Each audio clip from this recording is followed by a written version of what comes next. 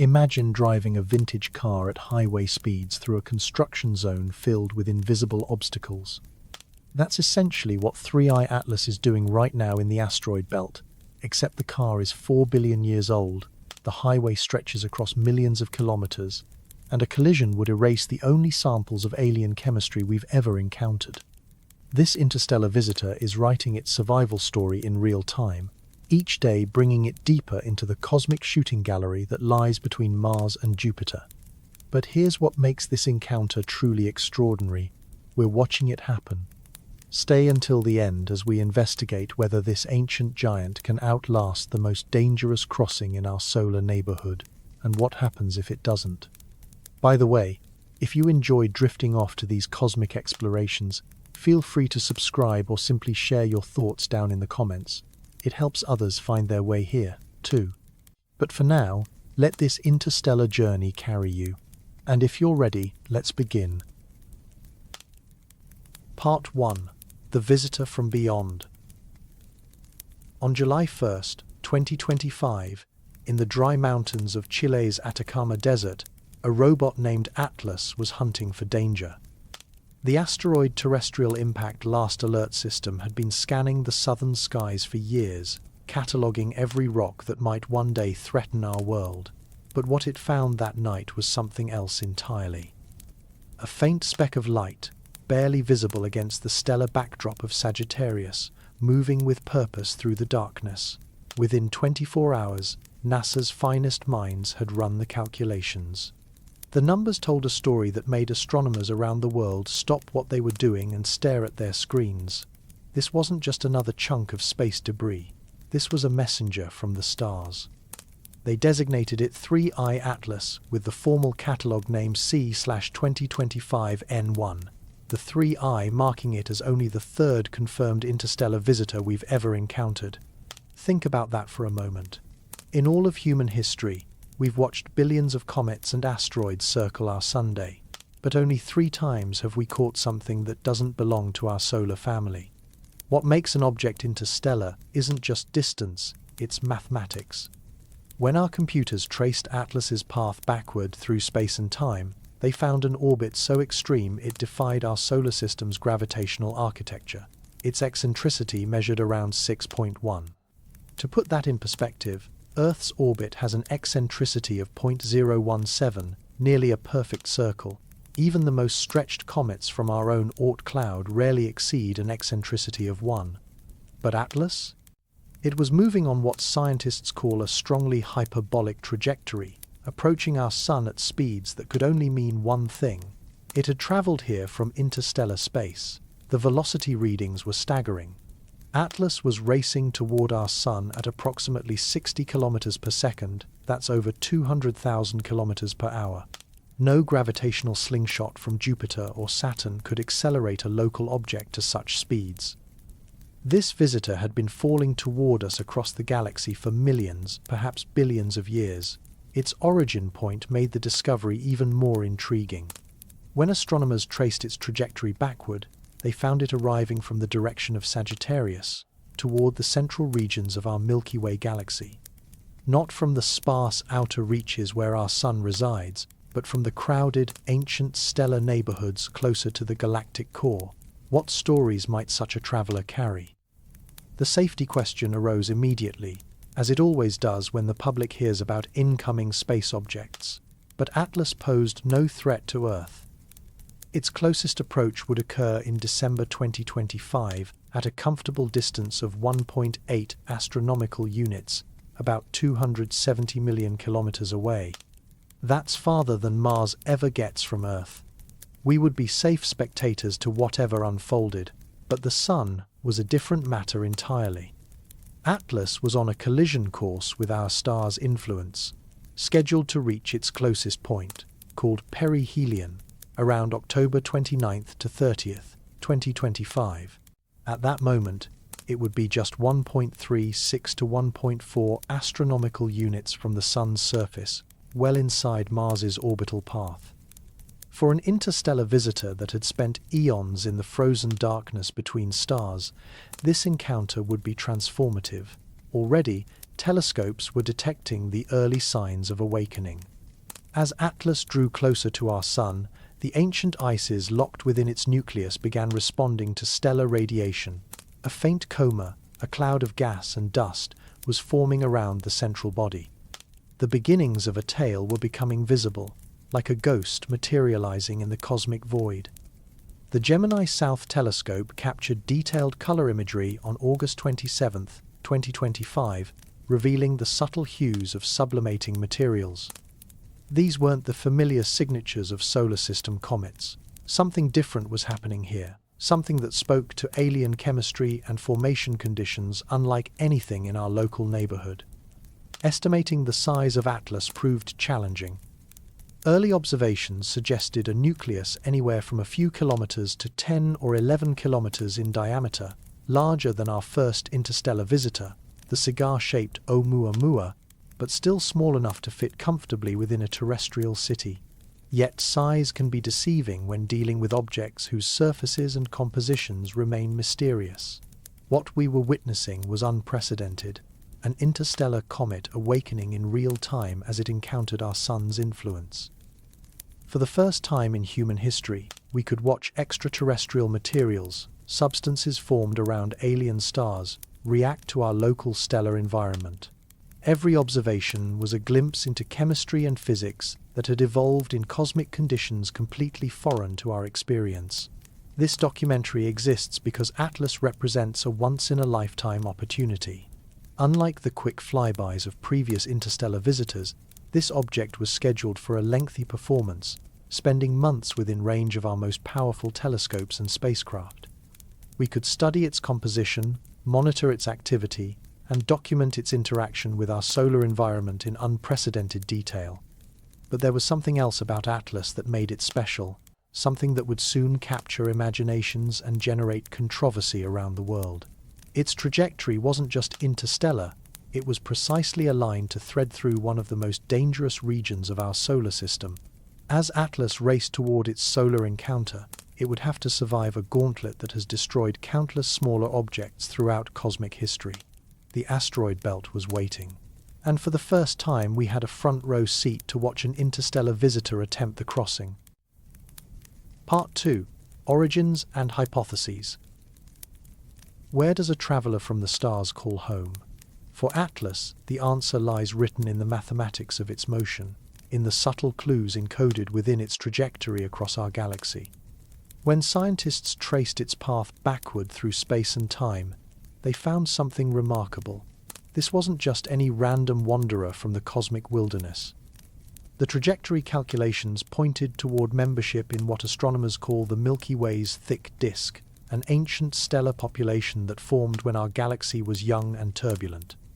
If this analysis holds true, ATLAS could be extraordinarily old, possibly several billion years older than our entire solar system. Imagine, while our Sun was still a swirling cloud of gas and dust, ATLAS may have already been wandering the galaxy as a frozen relic of cosmic antiquity. The thick disk represents our galaxy's middle age, a time when stellar formation was chaotic and metal. Poor stars dominated the cosmic landscape. These are the stellar neighborhoods where planetary systems, if they formed at all, would have been very different from our own. Lower metallicity, different chemical abundances, alien formation conditions that could produce comets unlike anything in our local experience. But how does a comet become interstellar in the first place? The process is both violent and common throughout the galaxy. Every forming planetary system is a battleground of gravitational chaos. Giant planets migrate inward and outward, their massive gravitational fields flinging smaller objects into the void. Stellar encounters between neighboring stars can gravitationally strip entire comet populations from their parent systems. Close passes by massive objects can launch icy bodies on hyperbolic trajectories that carry them into interstellar space. Current models suggest that for every comet that remains bound to its parent star, dozens or hundreds are ejected into the galactic wilderness. Multiply this by the billions of planetary systems in our galaxy, and you begin to appreciate the scale of interstellar traffic flowing through cosmic space. ATLAS isn't unique. It's one representative of a vast population of wandering worlds. Early attempts to measure Atlas's physical characteristics revealed intriguing constraints. Photometric observations suggested an upper size limit near 10 to 20 kilometers, making it significantly larger than our first interstellar visitor, Oumuamua, which measured only a few hundred meters in its longest dimension. Size matters in the comet business. Larger objects retain their volatile materials longer and can survive more extreme solar encounters. But it was the chemical analysis that truly set Atlas apart from anything we'd seen before. When the James Webb Space Telescope turned its infrared eyes toward the growing coma, it detected something extraordinary, an unusually carbon dioxide-rich environment. The ratio of carbon dioxide to water vapor measured approximately 8:1, among the highest ratios ever observed in any comet. This chemical signature tells a story of formation conditions unlike those in our solar neighborhood.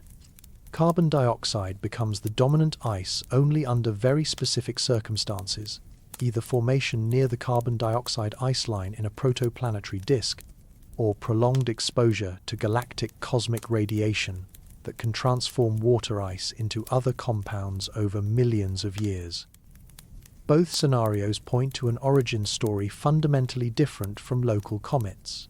Some researchers have speculated about ejection from a low metallicity red dwarf system versus a Sun-like star. Red dwarfs dominate the thick disk population and have different planetary formation chemistry. Their habitable zones are closer to the star. Their protoplanetary disks may have different temperature and pressure gradients, and their lower ultraviolet output could preserve certain ice compositions over extended periods. Testing such hypotheses will require detailed spectroscopic analysis as Atlas approaches the Sunday. The polarimetric studies added another layer of mystery. Early observations revealed unusual polarization behavior compared to typical solar system comets, suggesting differences in grain size, texture, or composition within the coma. These are the kinds of subtle clues that can reveal the internal structure and formation history of an object that has spent eons in the interstellar medium. Comparing Atlas to our previous interstellar visitors highlights its uniqueness. 2I-Borisov, discovered in 2019, appeared remarkably similar to solar system comets in its composition and behavior, a familiar visitor from an alien system. Oumuamua, on the other hand, showed no clear cometary activity and exhibited a mysterious, non-gravitational acceleration that continues to generate scientific debate. Some recent hypotheses even suggest it could have been a fragment from a Pluto-sized object disrupted by stellar encounters. Atlas seems to occupy middle ground, clearly cometary in its growing activity, but chemically distinct in ways that reveal its foreign origin. This combination makes it scientifically precious, familiar enough to understand, alien enough to teach us something new about planetary formation throughout the galaxy. What we still don't know could fill libraries. The precise nucleus size and shape remain uncertain, awaiting higher resolution observations as the comet brightens. Its rotation period and axis orientation are mysteries that will influence how uniformly or asymmetrically it sheds material. The detailed chemistry beyond carbon dioxide and water awaits more sensitive spectroscopy. Most critically, we don't know how its activity will evolve as solar heating intensifies. The next few months would bring unprecedented observational opportunities. The Hubble Space Telescope was already scheduling regular monitoring sessions. Ground-based 8 to 10 meter telescopes were coordinating campaigns to track compositional changes. Multiple spacecraft throughout the inner solar system were positioning themselves to observe from different vantage points. Each observation would be a first, the first detailed study of interstellar chemistry reacting to our Sun, the first real-time monitoring of alien materials under solar radiation, the first chance to compare directly the products of stellar formation in different galactic environments. Atlas wasn't just a comet, it was a time capsule from the ancient galaxy, carrying samples of chemistry and physics from cosmic conditions we can barely imagine. But before we could decode all these secrets, Atlas would have to survive its journey through our solar system's most dangerous neighborhood. The asteroid belt was waiting, populated with millions of objects that had been quietly orbiting the Sun for 4.5 billion years. For an interstellar visitor racing through on a hyperbolic trajectory, that region represented a cosmic shooting gallery unlike anything it had encountered in its eons of wandering. The question wasn't just scientific curiosity anymore, it was survival.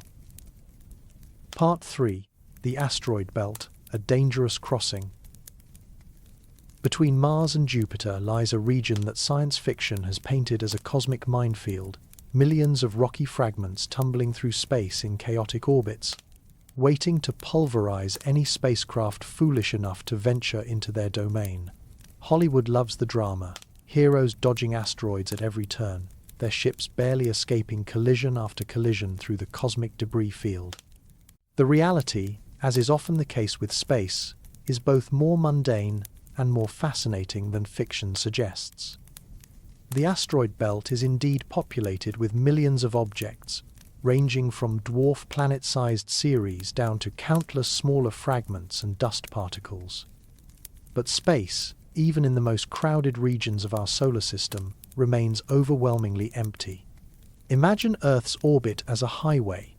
The asteroid belt would be like a section of that highway where, instead of one car every few meters, you might encounter one car every several thousand kilometers. The average separation between significant asteroids is measured in millions of kilometers, distances that dwarf the size of the objects themselves. NASA's numerous missions through the belt have all crossed without incident, testament to the vastness of space even in its most populated regions. But Atlas isn't taking the usual route. Most asteroids orbit the Sun in roughly the same direction as the planets, what astronomers call prograde motion. Atlas, however, is traveling on a retrograde trajectory, inclined at approximately 175 degrees to the ecliptic plane. This means it's moving essentially backward relative to the belt's native population, creating relative velocities that are much higher than typical. Think of it as driving against traffic on a cosmic highway. While the risk of collision remains extremely small due to the vast distances involved, any encounter that does occur will be far more energetic than the gentle bumps between objects moving in similar directions. When objects collide at speeds of tens of kilometers per second, the results are spectacular and usually destructive. The belt itself is far from uniform. The densest concentrations lie near the ecliptic plane, the same geometric plane that contains Earth's orbit and most other planetary paths. Atlas's trajectory, despite its extreme inclination, passes very close to this plane, meaning it will slice directly through the belt's most populated layer rather than safely passing above or below it. The asteroid belt's residents are a diverse population. The largest objects, Ceres, Vesta, Pallas, and Hygeia, are massive enough to have retained spherical shapes and complex geological histories. Below them, thousands of irregular fragments represent the shattered remains of larger bodies, testimony to billions of years of collisional evolution. Many of these objects show compositional diversity that speaks to different formation conditions throughout the early solar system. There are the carbon-rich C-type asteroids, dark and primitive, preserving materials from the solar nebula's outer regions. The metallic S-types, likely fragments of differentiated bodies that once had molten cores. The rare M-types, almost pure metal, possibly the exposed cores of shattered planetoids. Some objects, dubbed immigrants by astronomers, clearly originated in the outer solar system before being scattered inward by planetary migration events. For Atlas, racing through this cosmic museum at hyperbolic speeds, each object type represents a different flavor of potential interaction. But it's not the large, named asteroids that pose the greatest threat. It's the countless smaller fragments that occupy the size range from pebbles to boulders, too small to track individually but numerous enough to create a genuinely hazardous environment. The dust component deserves special attention. Micrometer to millimeter scale particles are abundant throughout the belt, continuously generated by collisions between larger objects and gradually spiraling inward toward the Sun due to radiation pressure. For a comet like Atlas, developing an active coma and tail, this dust represents a sandblasting environment that could strip away material and alter the comet's appearance over time. Even more intriguingly, the dust interacts with the solar wind to create complex plasma effects. Charged grains feel electromagnetic forces in addition to gravity and radiation pressure, leading to instabilities and wave phenomena that could propagate throughout Atlas's growing coma. The physics becomes a three-body problem involving gravity, electromagnetism, and radiation, the kind of system that produces chaotic and unpredictable behavior. Yet, despite all these hazards, the overwhelming likelihood remains that Atlas will cross the belt without any significant encounters. NASA's assessment of collision probabilities consistently shows odds so small they're effectively negligible for any reasonably sized object. The belt is more like an ocean with rare islands than a crowded parking lot.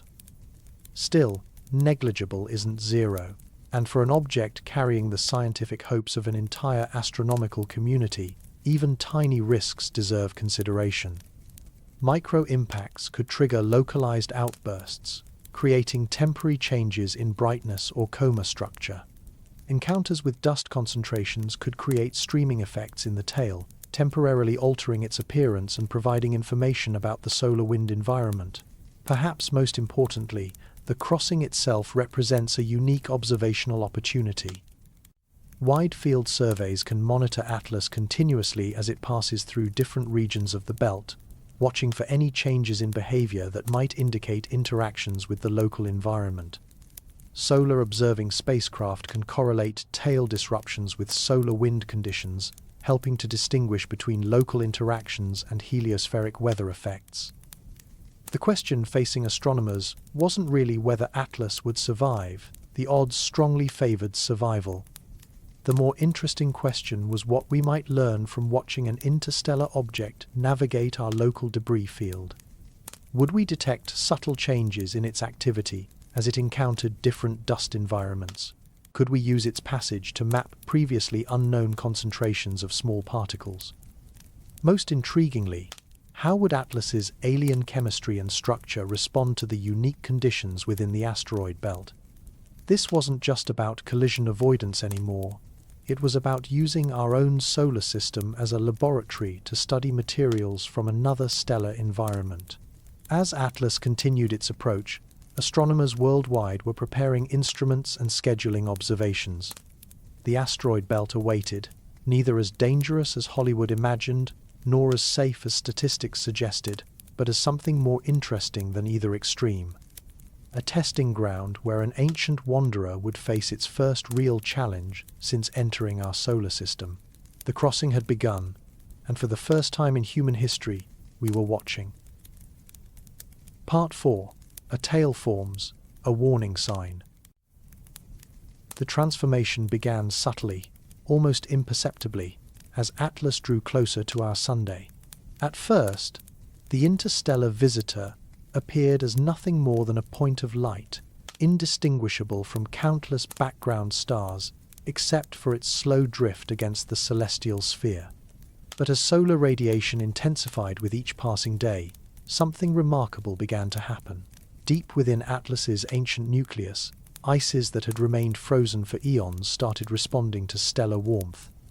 The process is deceptively simple in concept. Sunlight heats the surface, solid materials sublimate directly from ice to gas, and escaping vapors carry dust particles along to form a temporary atmosphere around the nucleus. This atmosphere, called a coma, can grow to dimensions larger than planets, transforming a small dirty snowball into one of the most spectacular sights in our solar system. But Atlas was revealing chemistry unlike anything astronomers had seen before. The James Webb Space Telescope's infrared observations showed that carbon dioxide dominated the early outgassing, creating a coma composition radically different from typical comets at similar solar distances. Most local comets begin their activity with water vapor as the primary constituent, with carbon dioxide becoming important only at much greater distances from the Sunday. The unusual chemistry wasn't just academically interesting, it was potentially diagnostic. Carbon dioxide sublimates at lower temperatures than water ice, meaning ATLAS was becoming active while still relatively far from the sunday. This early activity could indicate either a surface composition dominated by volatile ices or internal heating from some other source. Neither possibility matched the behavior patterns of solar system comets. As the coma expanded, solar radiation began sculpting it into more complex structures. Photons carry momentum, and when they scatter off dust particles, they impart a gentle but persistent push away from the sunday. Simultaneously, the solar wind, a stream of charged particles flowing outward from our star, ionizes some of the gas molecules and sweeps them away through magnetic field interactions. These two processes create the characteristic dual-tail structure that makes comets so visually stunning. The dust tail, composed of solid particles reflecting sunlight, curves gracefully away from the sun along the comet's orbital path. The plasma tail, made of ionized gases, points directly away from the sun regardless of the comet's motion, creating streamers that can extend for millions of kilometers through space. For ATLAS, the growing tail represented both beauty and vulnerability. Each particle lost to the solar wind or radiation pressure was material that had survived the interstellar journey, only to be stripped away during its brief encounter with our sunday. The tail was simultaneously a triumph, proof that ancient interstellar ices were responding to our local star, and a countdown timer, marking the gradual erosion of irreplaceable scientific samples. The plasma component of the tail introduced additional complications. When solar wind particles encounter cometary ions, they transfer energy and momentum through electromagnetic interactions. This mass loading can deflect the solar wind flow, creating magnetic field enhancements and wave structures that propagate both upstream and downstream from the comet. The effect transforms the comet into a kind of cosmic weather station, its plasma tail responding sensitively to variations in solar wind density, velocity, and magnetic field strength. During periods of intense solar activity, coronal mass ejections or high-speed stream interactions, the plasma tail can be dramatically kinked, disconnected, or even temporarily destroyed, only to reform as conditions stabilize. ATLAS's unusual chemistry made these interactions particularly intriguing. Carbon dioxide ions behave differently from water vapor ions in plasma environments, potentially creating new types of instabilities or wave phenomena that hadn't been observed in previous comets. The growing tail wasn't just a pretty sight, it was a laboratory for studying plasma physics under conditions impossible to recreate on Earth. But there was something troubling about the tail's development that made some astronomers nervous. The asymmetric nature of the early outgassing suggested that activity wasn't uniformly distributed across the nucleus surface.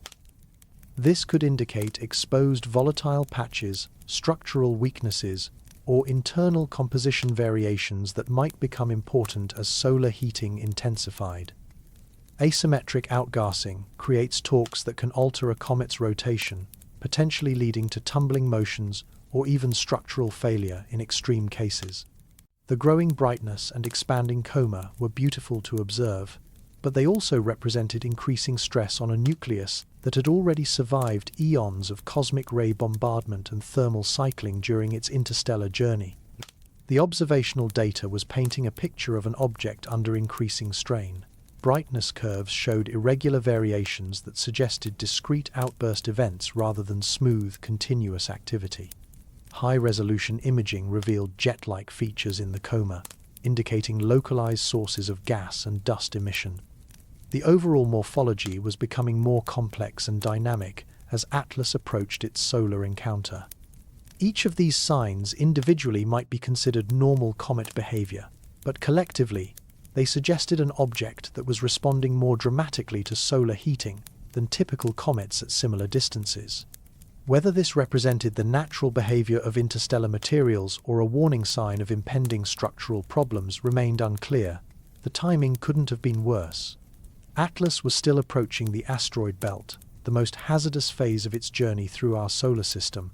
A comet showing signs of instability or irregular activity would be particularly vulnerable to the additional stresses of navigating through the belt's dust environment and gravitational perturbations. Yet the growing activity also represented unprecedented scientific opportunity.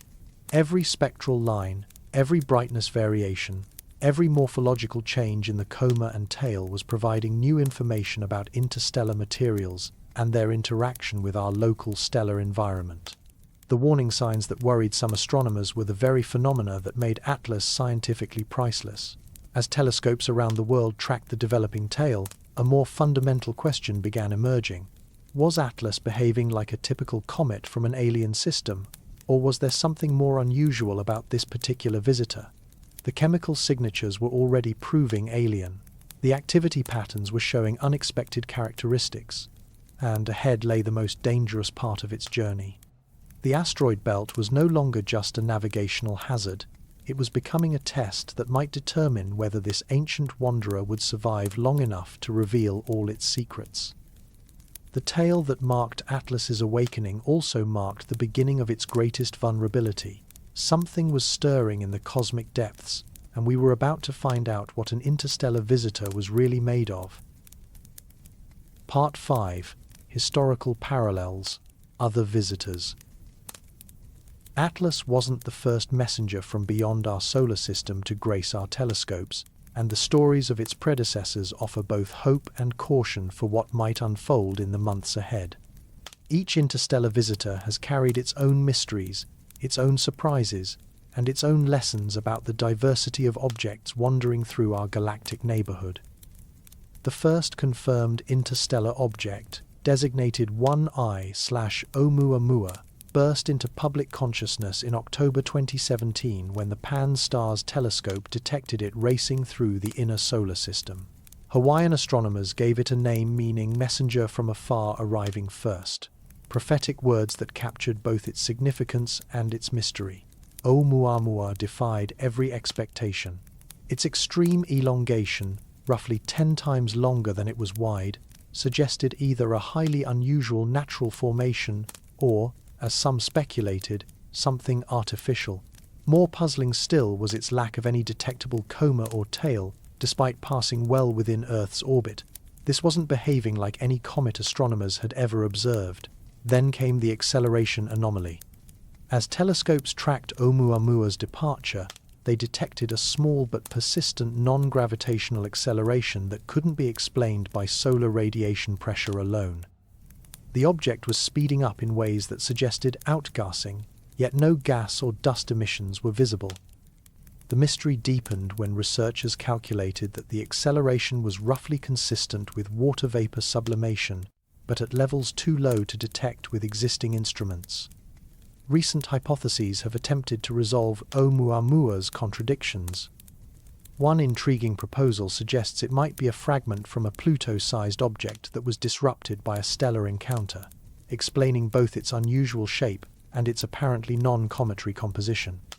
Another theory invokes hydrogen ice, formed during the object's long journey through interstellar space, which could sublimate invisibly while still providing the observed acceleration.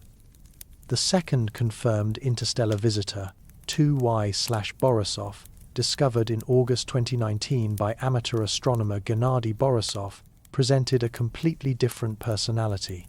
This object looked and behaved exactly like astronomers expected an interstellar comet should: a healthy coma, a developing tail, and spectroscopic signatures that closely matched solar system comets. Borisov was, in many ways, reassuringly normal, a familiar type of object from an alien stellar system. Detailed observations of Borisov revealed water vapor, carbon monoxide, and various hydrocarbons in ratios similar to comets from our own Oort cloud. Its nucleus appeared intact throughout its solar encounter, and its activity patterns followed predictable curves based on solar heating models. If Oumuamua was the strange cousin, Borisov was the well-behaved family member who confirmed that other stellar systems produce objects fundamentally similar to our own. But ATLAS seems to occupy a middle ground between these extremes, sharing characteristics with each while displaying unique properties of its own. Like Borisov, it's clearly cometary, developing the expected coma and tail as it approaches the Sunday. Like Oumuamua, it's revealing chemical and physical properties that challenge our understanding of typical comet behavior. The trajectory comparisons are particularly striking. Oumuamua entered our solar system at a steep angle to the ecliptic plane and departed without coming close to any major gravitational sources. Borisov followed a more moderate path that brought it relatively close to the Sun but avoided the most densely populated regions of our system. ATLAS, with its near-ecliptic retrograde trajectory, is taking the most dramatic route of all, threading directly through the asteroid belt on its way to solar encounter. For additional perspective, consider the recent spectacular performance of Comet C/2023 Tsuchinshan Atlas, which captivated observers throughout 2024.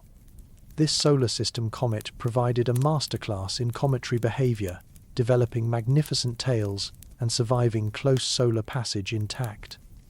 Its interactions with coronal mass ejections were documented in detail by the SOHO spacecraft, showing how solar activity can dramatically restructure comet tails through magnetic reconnection events. These observations are relevant because they demonstrate that comets regularly experience tail disconnections and reformations without suffering permanent damage. The Solar and Heliospheric Observatory has documented hundreds of such events, showing that dramatic tail disruptions are part of normal comet physics, rather than signs of impending destruction. This precedent suggests that ATLAS might survive even spectacular interactions with solar wind disturbances. However, there's an important distinction to emphasize. While comets often trigger dramatic tail effects when they encounter solar wind structures, there's no credible evidence that comets themselves trigger major solar events. The correlation between comet passages and solar activity remains a subject of speculation rather than established science, despite persistent claims in some circles. What makes ATLAS scientifically more valuable than previous interstellar visitors is its chemistry. While Borisov resembled local comets and Oumuamua showed no clear compositional signatures, ATLAS is providing detailed spectroscopic data that reveals genuinely alien material properties. The carbon dioxide-dominated coma represents chemistry that doesn't exist among well-studied solar system comets, offering insights into formation conditions around different types of stars. The observational advantages are also unprecedented. Oumuamua was discovered when it was already departing, leaving only a few months for detailed study. Borisov provided a longer observational window but remained relatively faint throughout its passage. ATLAS is being tracked from great distances with multiple years of potential observations, allowing astronomers to document its evolution through various phases of solar interaction. Coordination among observatories has also improved dramatically since the previous interstellar visits. NASA, ESA, NOILAB, and numerous international facilities are sharing data in near real time, ensuring that critical observations aren't missed due to weather, technical problems, or scheduling conflicts at individual sites. Amateur astronomers are also contributing, providing continuous monitoring that professional telescopes can't match. The data processing and analysis capabilities have similarly advanced. Machine learning algorithms can now identify subtle changes in comet morphology that might have been missed in earlier observations. Improved spectroscopic techniques can detect trace species at much lower concentrations than previously possible. Computer models can simulate complex plasma interactions and dust dynamics with unprecedented detail. Yet for all these advantages, ATLAS faces challenges that its predecessors avoided. Neither Oumuamua nor Borisov had to navigate through the asteroid belt's dust environment while developing active comae and tails. Neither encountered the complex gravitational and electromagnetic interactions that await ATLAS as it threads through the solar system's most crowded region. The historical precedents offer both encouragement and caution. They demonstrate that interstellar objects can survive solar system passage intact, but they also show that each visitor brings its own unique properties and behaviors. ATLAS may follow patterns established by its predecessors, or it may surprise us with entirely new phenomena. As we prepared to witness Atlas's passage through the asteroid belt, the experiences with previous interstellar visitors provided context but no guarantees. Each cosmic messenger writes its own story across our skies, and Atlas was about to begin the most dangerous chapter of its billion-year journey. The belt awaited, and with it, the answers to questions that had been traveling toward us since before our species existed. Part 6. Trajectory: Cutting Through the Meat of the Belt. Understanding Atlas's path through our solar system requires thinking in 3 dimensions, with orbital mechanics that would challenge even experienced spacecraft navigators. Most objects in our cosmic neighborhood travel in roughly the same direction as the planets, a stately procession that preserves the angular momentum from our solar system's formation. But Atlas is different. It's traveling backward. The technical term is retrograde motion, and Atlas's orbital inclination of approximately 175 degrees means it's moving almost exactly opposite to the normal traffic flow. Imagine every car on a highway traveling east, while one vehicle races westbound in the passing lane. That's essentially what Atlas is doing on a cosmic scale, creating relative velocities far higher than anything typical for our solar neighborhood. This retrograde trajectory isn't just unusual, it's potentially dangerous. When objects collide in space, the kinetic energy involved depends on the square of their relative velocity. A head-on collision between objects moving in opposite directions releases far more energy than a gentle rear-end encounter between objects traveling the same way. For Atlas, threading through the asteroid belt against the traffic flow means that any collision, however unlikely, would be catastrophically energetic. The geometry of its approach is equally dramatic. Atlas entered the observable region of our solar system from the direction of Sagittarius, initially appearing as a faint magnitude 16 to 18 object barely detectable by professional telescopes. As it races inward from approximately 3 to 5 astronomical units in July, it will cross the asteroid belt's main zone and reach its closest solar approach of 1.357 astronomical units by late October 2025. For observers trying to track this cosmic visitor, the sky path presents its own challenges. During July and August, Atlas remained in the constellation regions of Sagittarius and Ophiuchus, faint enough to require large telescopes and careful tracking to follow its motion. As it brightens with increasing activity, smaller telescopes will eventually be able to observe it, but the rapidly changing position makes continuous observation challenging. The trajectory brings Atlas tantalizingly close to several planets, though close in astronomical terms still means millions of kilometers. On October 3, 2025, it will pass approximately 0.19 astronomical units from Mars, roughly 28 million kilometers. While this isn't anywhere near collision distance, it's close enough that some Mars-orbiting spacecraft might be able to observe the comet from a unique vantage point. Later encounters include a passage 0.65 astronomical units from Venus on November 3 and a more distant 0.36 astronomical units from Jupiter on March 16, 2026. These planetary encounters won't significantly alter Atlas's trajectory. Its hyperbolic orbit carries too much energy for gravitational capture, but they provide excellent opportunities for triangulation and parallax measurements from multiple spacecraft locations. The Earth clearance remains safely large throughout the encounter.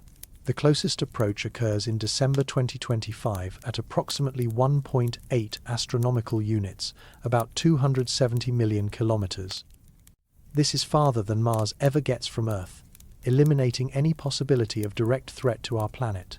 Even if Atlas were to fragment completely, the debris would follow the same hyperbolic trajectory and miss Earth entirely. The speed numbers are staggering in their own right.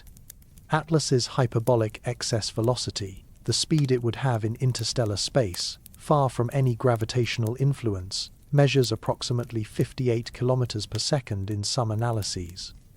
As it falls toward the Sun, gravitational acceleration increases this to even higher values, creating relative velocities with asteroid belt objects that can exceed 100 kilometers per second. To put this in perspective, the fastest human-made objects, like the Parker Solar Probe at its closest solar approach, reach speeds around 190 kilometers per second. ATLAS is traveling at a significant fraction of the highest speeds we can achieve with our most advanced propulsion technology, but it's been maintaining this pace for millions or billions of years. The near-ecliptic retrograde path creates maximum interaction with the solar wind structures that are most common in the ecliptic plane. This isn't coincidental. The ecliptic plane contains not just the highest density of solid objects, but also the most complex electromagnetic environment. Coronal mass ejections, co-rotating interaction regions, and other solar wind features tend to be most pronounced near the solar equatorial plane, which approximately aligns with the ecliptic.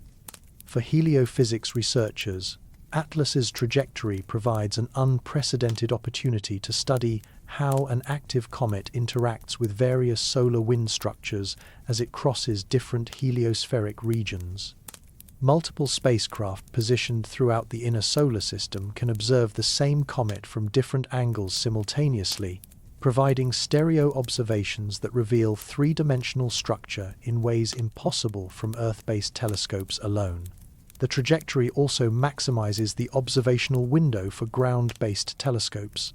Unlike previous interstellar visitors that approached from high inclinations and provided only brief viewing opportunities, ATLAS remains visible from Earth for many months. This extended timeline allows for seasonal observations from different hemispheres, weather backup at multiple observatories, and the luxury of repeated measurements to confirm unusual findings. What makes this path particularly scientifically valuable is that ATLAS will sample multiple distinct environments during its solar system passage. The outer asteroid belt region, where it spent July and August, represents a relatively pristine environment with minimal solar wind interaction. The main belt zone, which it entered in September, provides intermediate conditions with moderate solar heating and complex dust interactions. The inner system, where it will spend October and November, offers maximum solar wind coupling and intense radiation environments. Each of these regions will test different aspects of ATLAS's structure and composition. The outer belt transit revealed its baseline activity level and chemical signatures. The main belt passage will show how it responds to dust interactions and gravitational perturbations from larger asteroids. The inner system encounter will demonstrate whether its nucleus can withstand extreme solar heating while maintaining structural integrity. The retrograde nature of the orbit creates one additional advantage for observers. The relative motion against the stellar background is maximized, making it easier to distinguish the comet from background stars and to measure its position precisely. This helps with both tracking accuracy and contamination rejection in spectroscopic observations. As ATLAS races toward its October perihelion, every day brings it deeper into the asteroid belt's most populated regions. The trajectory that makes it scientifically valuable also makes it vulnerable to the kinds of interactions that have destroyed smaller objects throughout solar system history. The path through the belt isn't just a route, it's a gauntlet that will test everything about this ancient wanderer's ability to survive in our cosmic neighborhood. The mathematics of orbital mechanics had delivered us a perfect natural experiment, an interstellar object following a trajectory designed to maximize both scientific opportunity and dramatic tension. ATLAS was threading the needle through our solar system's most dangerous region, and we had front-row seats to watch what happened next. Part 7. Collision Scenarios. The asteroid belt contains some of the most famous names in our solar system: Ceres, Vesta, Pallas, Hygeia, massive worlds in their own right that dwarf most of the objects humans have visited. Ceres alone measures nearly 1,000 kilometers across, large enough to have achieved hydrostatic equilibrium and earn classification as a dwarf planet. Vesta, with its distinctive shape and ancient impact basins, represents the battered remnant of what was once a much larger world. These are the titans of the belt, the gravitational anchors around which smaller debris has organized itself over billions of years. For ATLAS, racing through this region at hyperbolic speeds, even these massive objects pose essentially no direct threat. Space is unimaginably large compared to the size of the objects within it, and the probability calculations are reassuring in their astronomical improbability. To visualize the scale, if Earth were a marble sitting in New York City, the nearest asteroid belt object might be another marble located somewhere in Los Angeles. The intervening space is simply empty. NASA's assessment of collision probabilities consistently shows odds so remote they barely deserve consideration. Every spacecraft that has crossed the asteroid belt, from Pioneer 10 in 1973 to the most recent Mars missions, has done so without encountering anything larger than microscopic dust particles. The belt's reputation as a cosmic shooting gallery is more Hollywood fiction than physical reality. But ATLAS isn't following the same predictable paths as human spacecraft. Its retrograde trajectory means it's essentially driving against traffic on the cosmic interstate, creating relative velocities that can exceed 100 kilometers per second during chance encounters.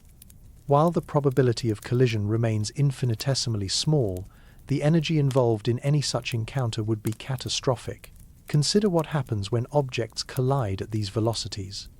The kinetic energy scales with the square of the relative speed, meaning that a retrograde collision releases roughly 4 times more energy than the same encounter between objects moving in the same direction.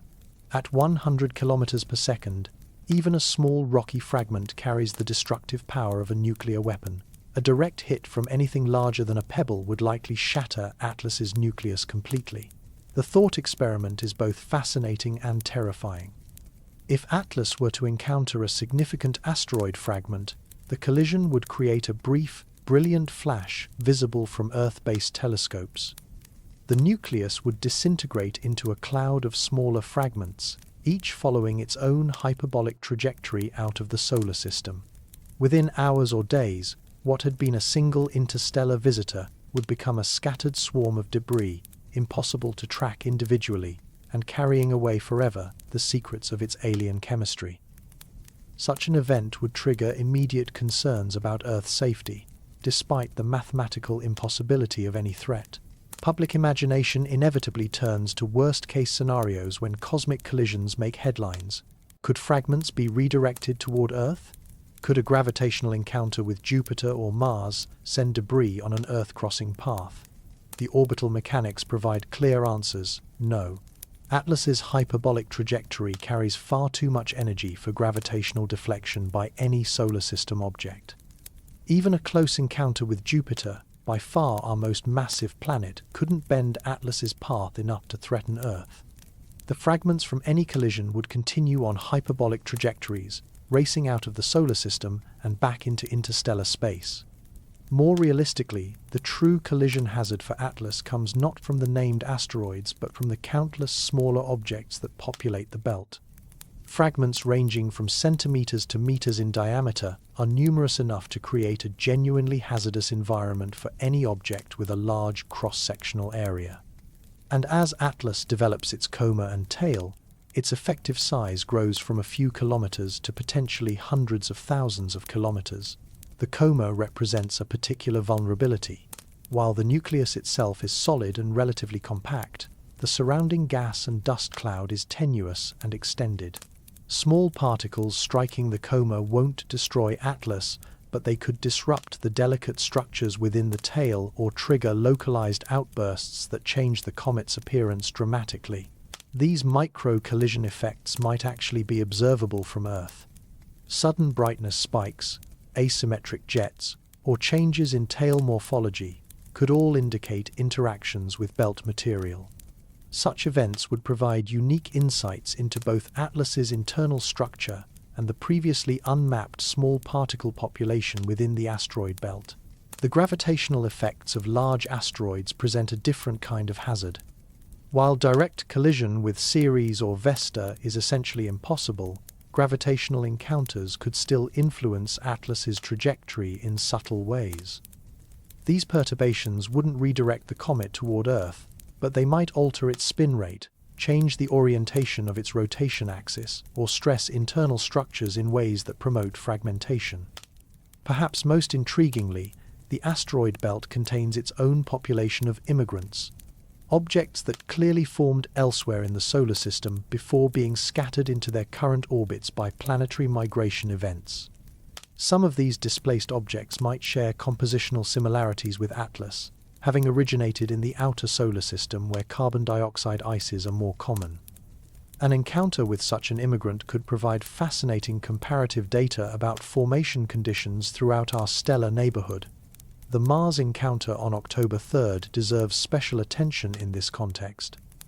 At 0.19 astronomical units, ATLAS will pass close enough for detailed observation by Mars-orbiting spacecraft, but far enough to avoid any gravitational complications. This represents an ideal compromise, scientifically valuable proximity without the risks associated with closer encounters. For the broader question of belt navigation, the survival statistics strongly favor ATLAS completing its passage intact. The overwhelming likelihood is that it will thread through the most dangerous region of our solar system without encountering anything more substantial than microscopic dust. The belt may look crowded in artistic renderings, but the reality of celestial mechanics makes survival the overwhelmingly probable outcome. Yet, the non-zero probability of collision adds dramatic tension to every observation. Each day that passes without incident increases confidence in ATLAS's ultimate survival, while each unusual brightness variation or morphological change raises questions about possible interactions with unseen belt material. The collision scenarios, however unlikely, remind us that space remains a fundamentally hazardous environment where high-energy encounters can erase billion-year journeys in milliseconds. ATLAS has already survived eons of interstellar travel, cosmic ray bombardment, and gravitational encounters with unknown objects in the galactic disk. The irony would be overwhelming if it were to be destroyed by debris from our own solar system's formation. But as each day passed without catastrophe, confidence grew that ATLAS would emerge from the belt intact, carrying its cargo of alien chemistry toward the ultimate test of solar encounter. The collision scenarios remained possible, but survival was becoming probable, and survival meant answers to questions that had been traveling toward us since before our sun was born. Part 8. The Plasma Factor. As ATLAS develops its growing coma and tail, it's transforming from a simple rocky nucleus into something far more complex and dynamic, a massive plasma laboratory conducting experiments that would be impossible to replicate on Earth. The physics at work here involves the fundamental interactions between matter, electromagnetic fields, and radiation that govern much of the behavior we observe throughout the universe. The process begins when solar ultraviolet radiation ionizes some of the neutral gas molecules escaping from ATLAS's nucleus. Carbon dioxide and water vapor, the primary components of its coma, lose electrons and become positively charged ions floating in a sea of free electrons. This ionized gas, plasma, behaves very differently from ordinary matter, responding to magnetic and electric fields in ways that can seem almost alive. The solar wind, that invisible stream of charged particles flowing outward from our sun at speeds of several hundred kilometers per second, doesn't simply flow around objects like a river around rocks. When it encounters the ionized coma of a comet like ATLAS, something remarkable happens. The plasma environments begin talking to each other through electromagnetic interactions. Fresh cometary ions get picked up by the solar wind's magnetic field and accelerated to high speeds, creating what plasma physicists call mass loading. This process is somewhat like adding sandbags to a fast-moving river. The additional mass slows down the flow and changes its direction. For ATLAS, the effect is even more pronounced because of its unusual chemistry. Carbon dioxide ions have different mass and charge properties than the water vapor ions that dominate most comet studies, potentially creating plasma behaviors that haven't been observed before. The European Space Agency's Rosetta mission provided detailed observations of mass loading effects at comet 67P/Churyumov-Gerasimenko, documenting deflections of the solar wind by more than 45 degrees when the comet was active. The solar wind, which normally flows radially outward from the sun, gets bent and twisted into complex patterns around the comet, creating magnetic field enhancements and wave structures that propagate both upstream and downstream. These electromagnetic interactions generate waves, magnetosonic waves, Alphin waves, and other exotic oscillations that carry energy and information through the plasma environment.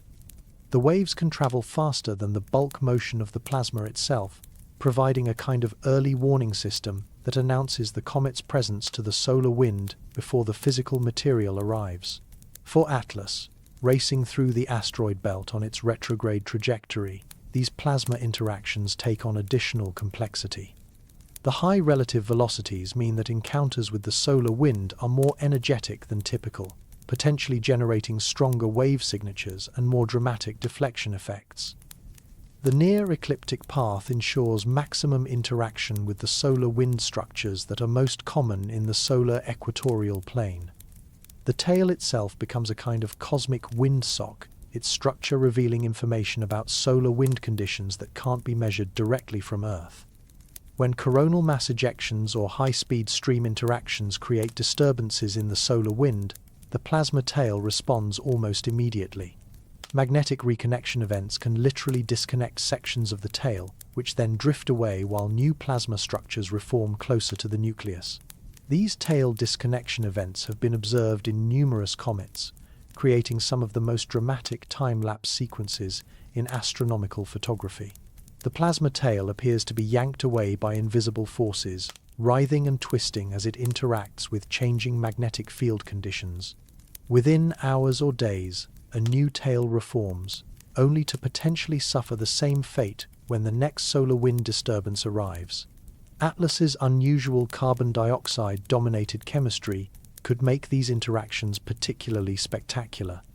Carbon dioxide ions have different giroradii, the characteristic spiral patterns they follow in magnetic fields, compared to water vapor ions.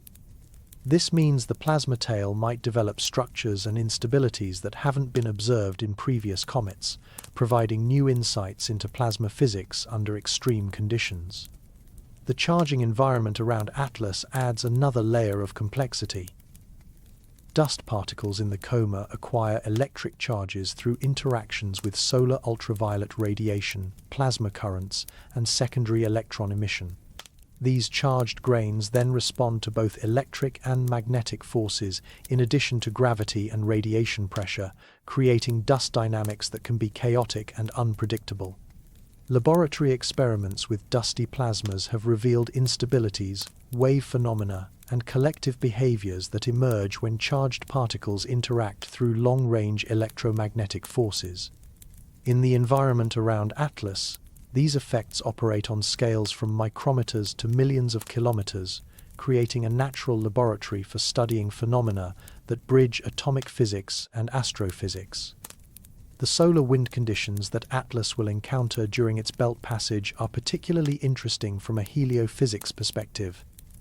The ecliptic plane contains the most complex magnetic field structures, including sector boundaries where the solar magnetic field changes polarity, co-rotating interaction regions where fast solar wind catches up with slow wind, and the occasional passage of coronal mass ejections. Each of these structures will test different aspects of ATLAS's plasma environment. Sector boundary crossings can trigger sudden changes in tail morphology. Co-rotating interaction regions can compress the coma and enhance wave generation.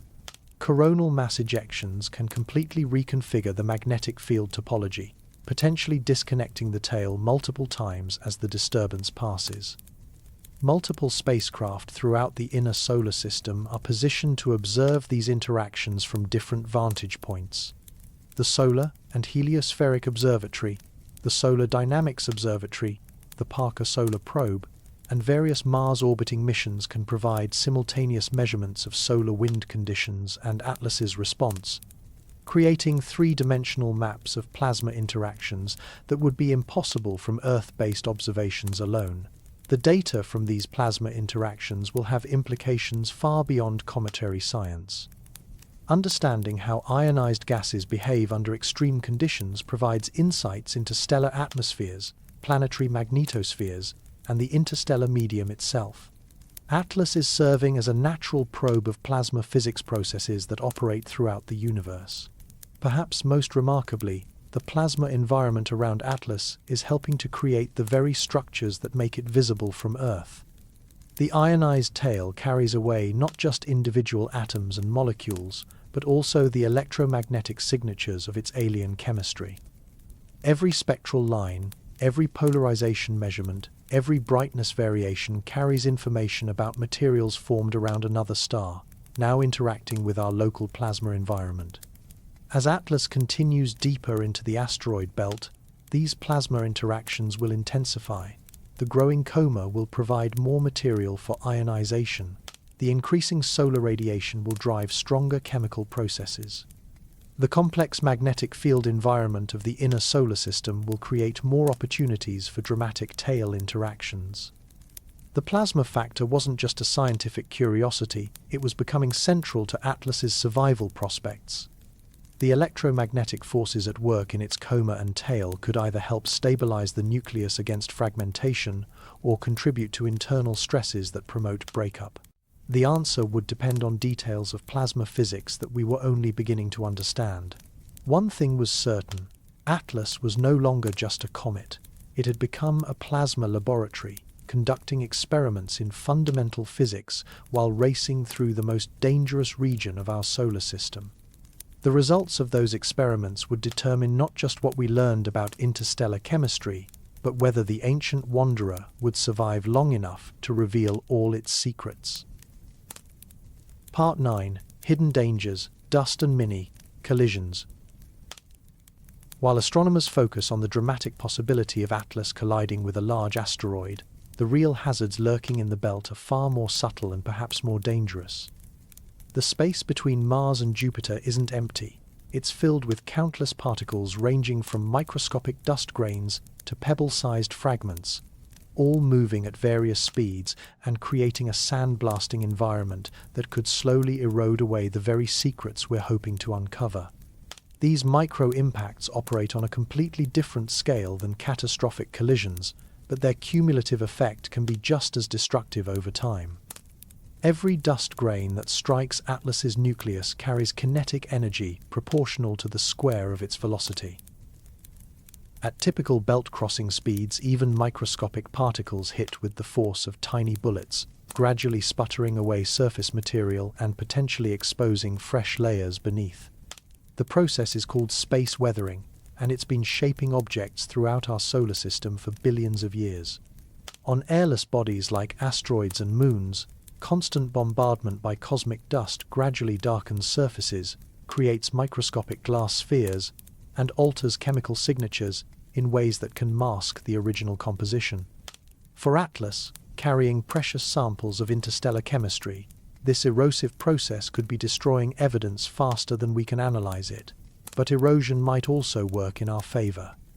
If ATLAS developed a radiation-darkened crust during its billions of years in interstellar space, micro-impacts could expose fresher material beneath, revealing chemical signatures that would otherwise remain hidden. Some of the brightness variations and jets that telescopes are observing might result from exactly this process. Small impacts exposing volatile rich layers that then sublimate rapidly when heated by sunlight. The thermal stress environment adds another layer of complexity.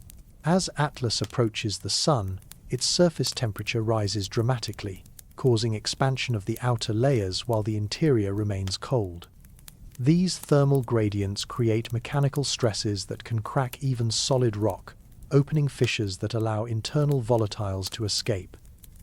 The result is often the explosive jets and outbursts that make comet watching so unpredictable. Historical precedents suggest caution. Comet C/2019Y4, also named ATLAS, began brightening dramatically in early 2020, raising hopes for a spectacular naked-eye display. Instead, high-resolution observations revealed that the nucleus was fragmenting, breaking apart into dozens of smaller pieces that gradually faded as they dispersed. The breakup wasn't caused by any single catastrophic event, but rather by the accumulated stresses of solar heating acting on an object that was already structurally compromised. Comet Ison provides another cautionary tale. This promising sun grazer developed a beautiful tail and generated enormous public excitement as it approached the Sun in 2013. But as it neared perihelion, tidal forces and intense solar heating overwhelmed its structural integrity. Ison essentially evaporated, leaving behind only a cloud of debris that quickly dispersed into space. The question for 3I-ATLAS is whether its unusual composition makes it more or less susceptible to these destructive processes. The carbon dioxide-rich chemistry detected by the James Webb Space Telescope could indicate either a tougher, more radiation-processed crust or a more volatile, fragile interior.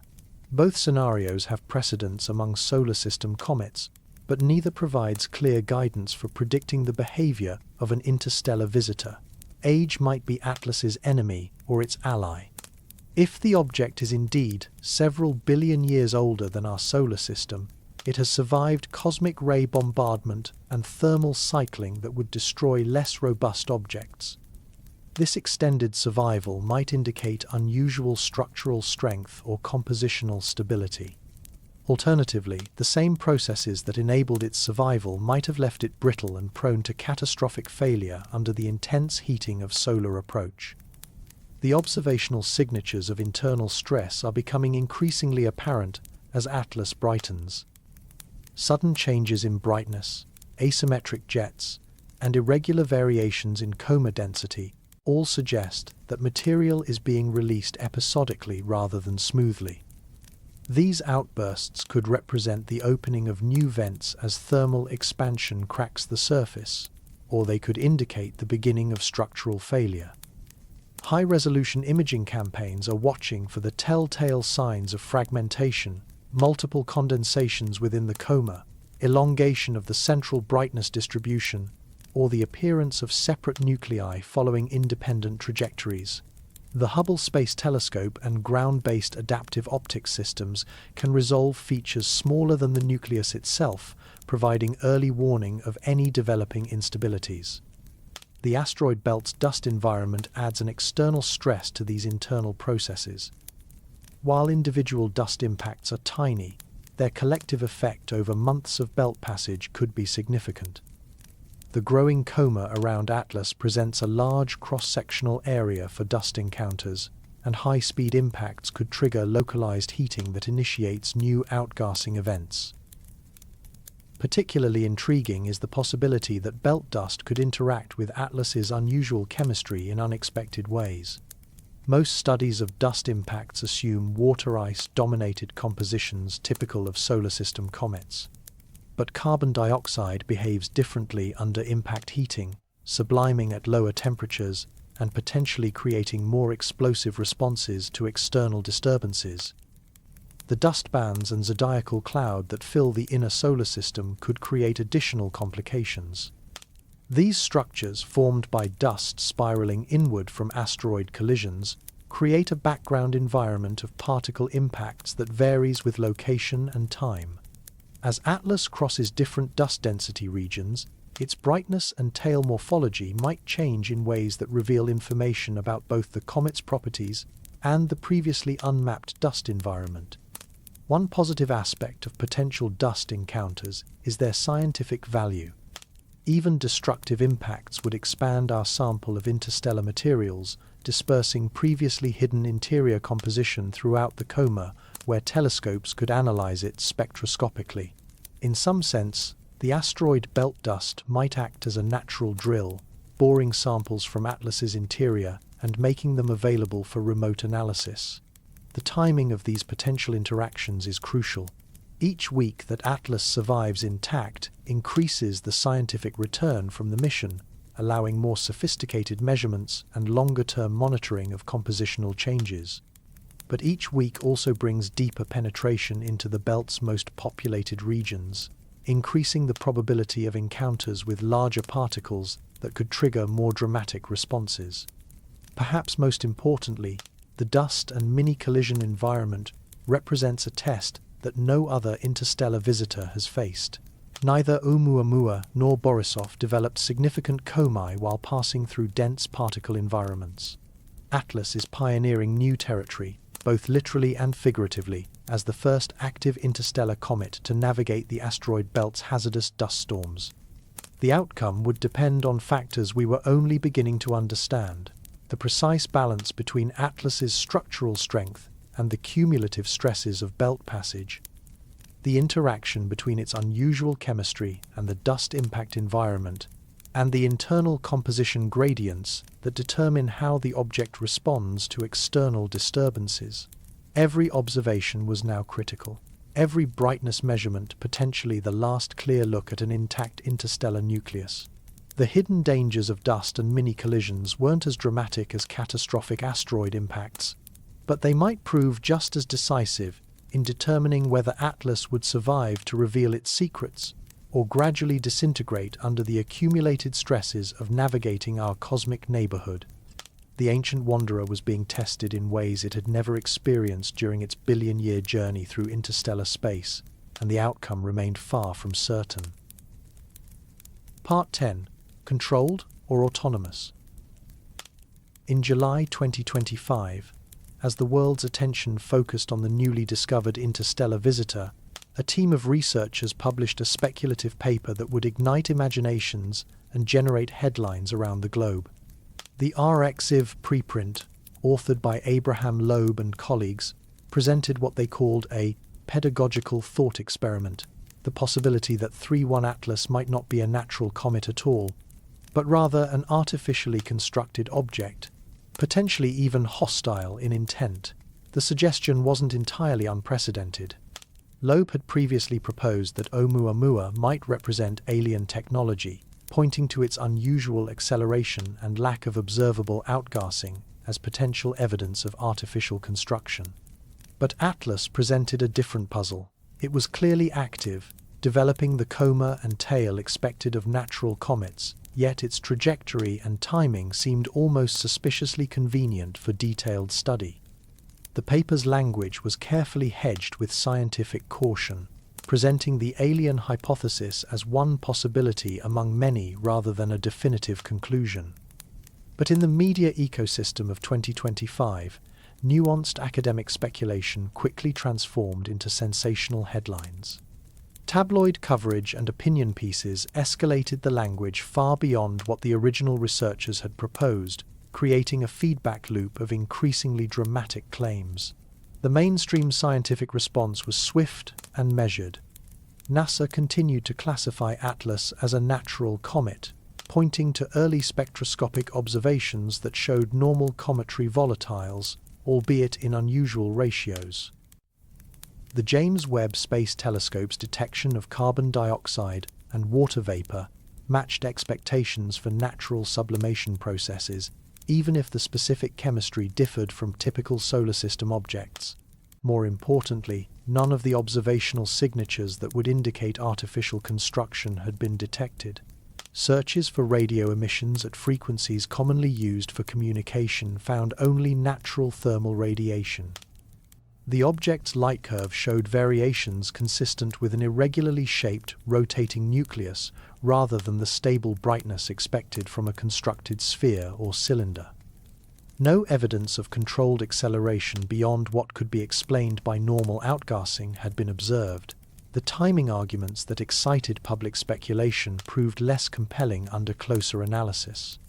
While Atlas's near-ecliptic trajectory did bring it through the most scientifically interesting regions of our solar system, orbital mechanics shows that any object entering from interstellar space has only limited possible paths.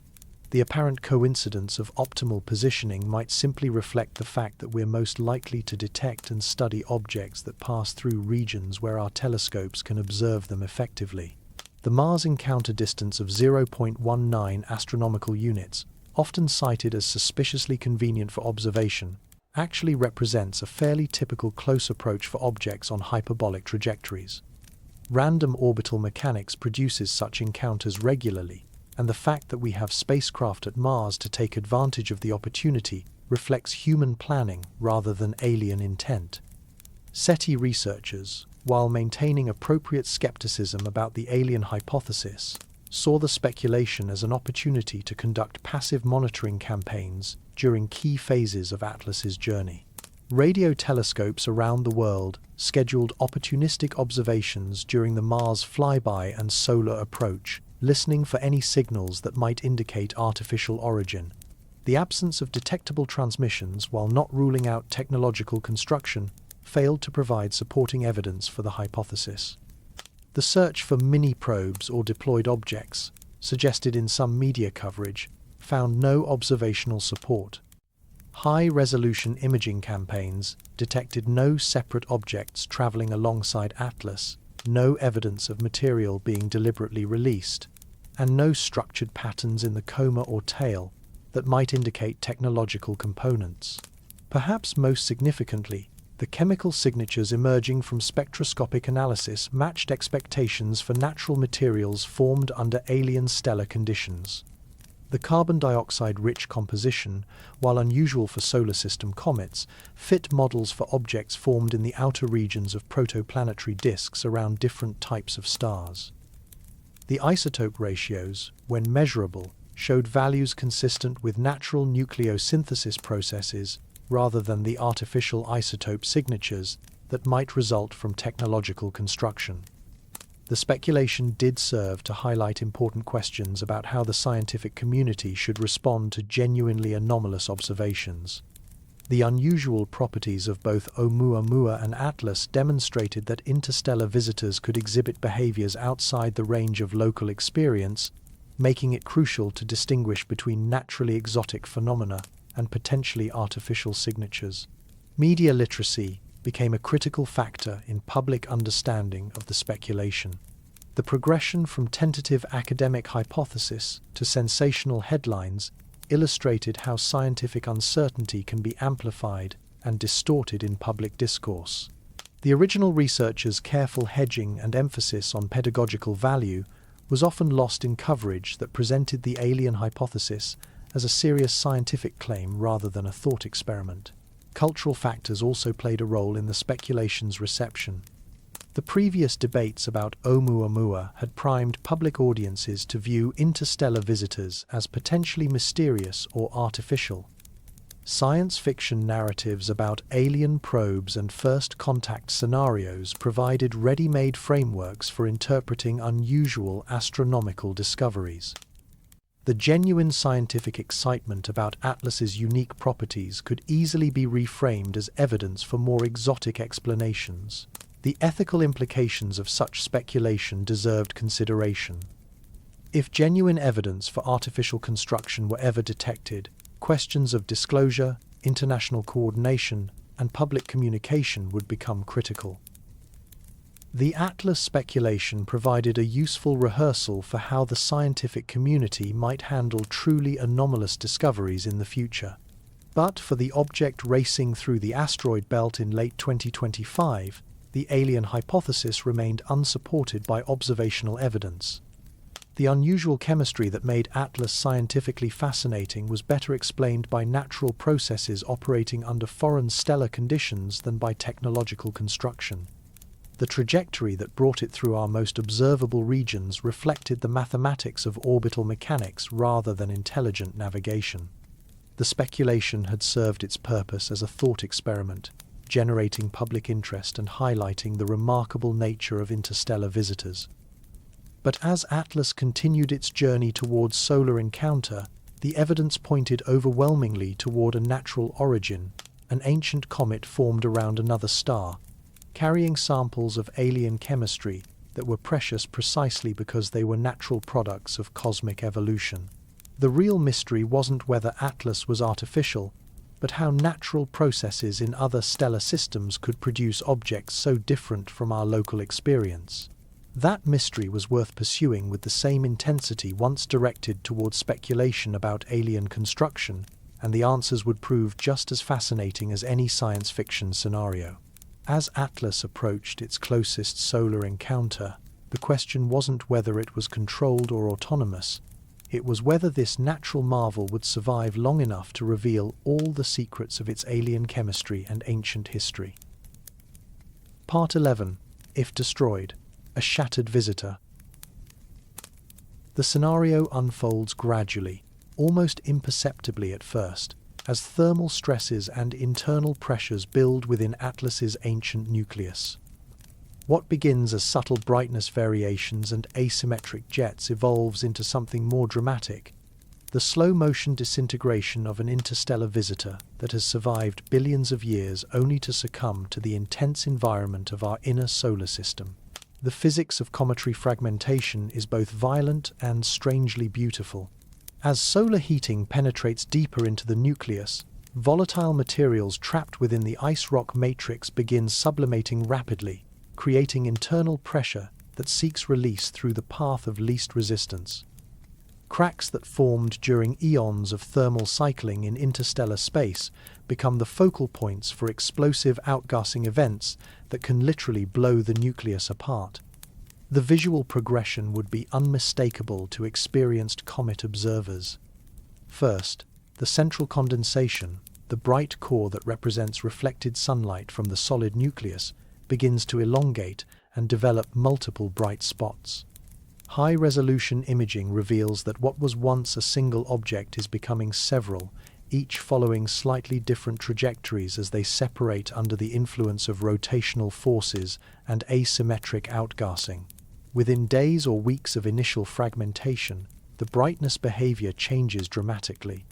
Instead of the steady increase expected from normal solar heating, Atlas exhibits rapid brightening followed by equally rapid fading as each fragment exhausts its surface volatiles and then becomes inactive.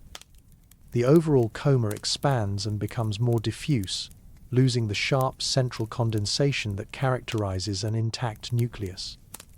The tail structure responds immediately to fragmentation, developing multiple components as different fragments contribute their own gas and dust streams. What was once a coherent plasma tail becomes a complex, braided structure reflecting the multiple ion sources now distributed along the comet's orbit. The dust tail, no longer fed by a single point source, spreads into a broad fan that can extend across significant portions of the sky.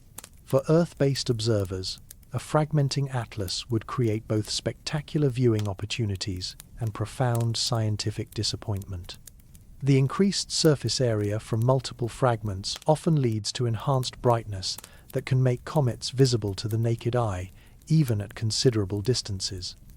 But the same fragmentation process that creates this temporary spectacle also destroys the pristine interior materials that represent our only samples of interstellar chemistry. The meteor shower question inevitably arises whenever comet fragmentation occurs, but Atlas's geometry provides reassuring answers. The fragments would continue following the same hyperbolic trajectory as the original object, racing away from the Sun on paths that never intersect Earth's orbit. Unlike periodic comets that can deposit debris streams in Earth-crossing orbits, interstellar visitors carry their fragments away from our neighborhood entirely. The dust and gas released by fragmentation could create more subtle effects. Enhanced zodiacal light, the faint glow caused by sunlight reflecting off interplanetary dust, might show temporary increases in regions where Atlas debris concentrates. Radio observations might detect brief enhancements in plasma wave activity as the expanded ion cloud interacts more vigorously with the solar wind.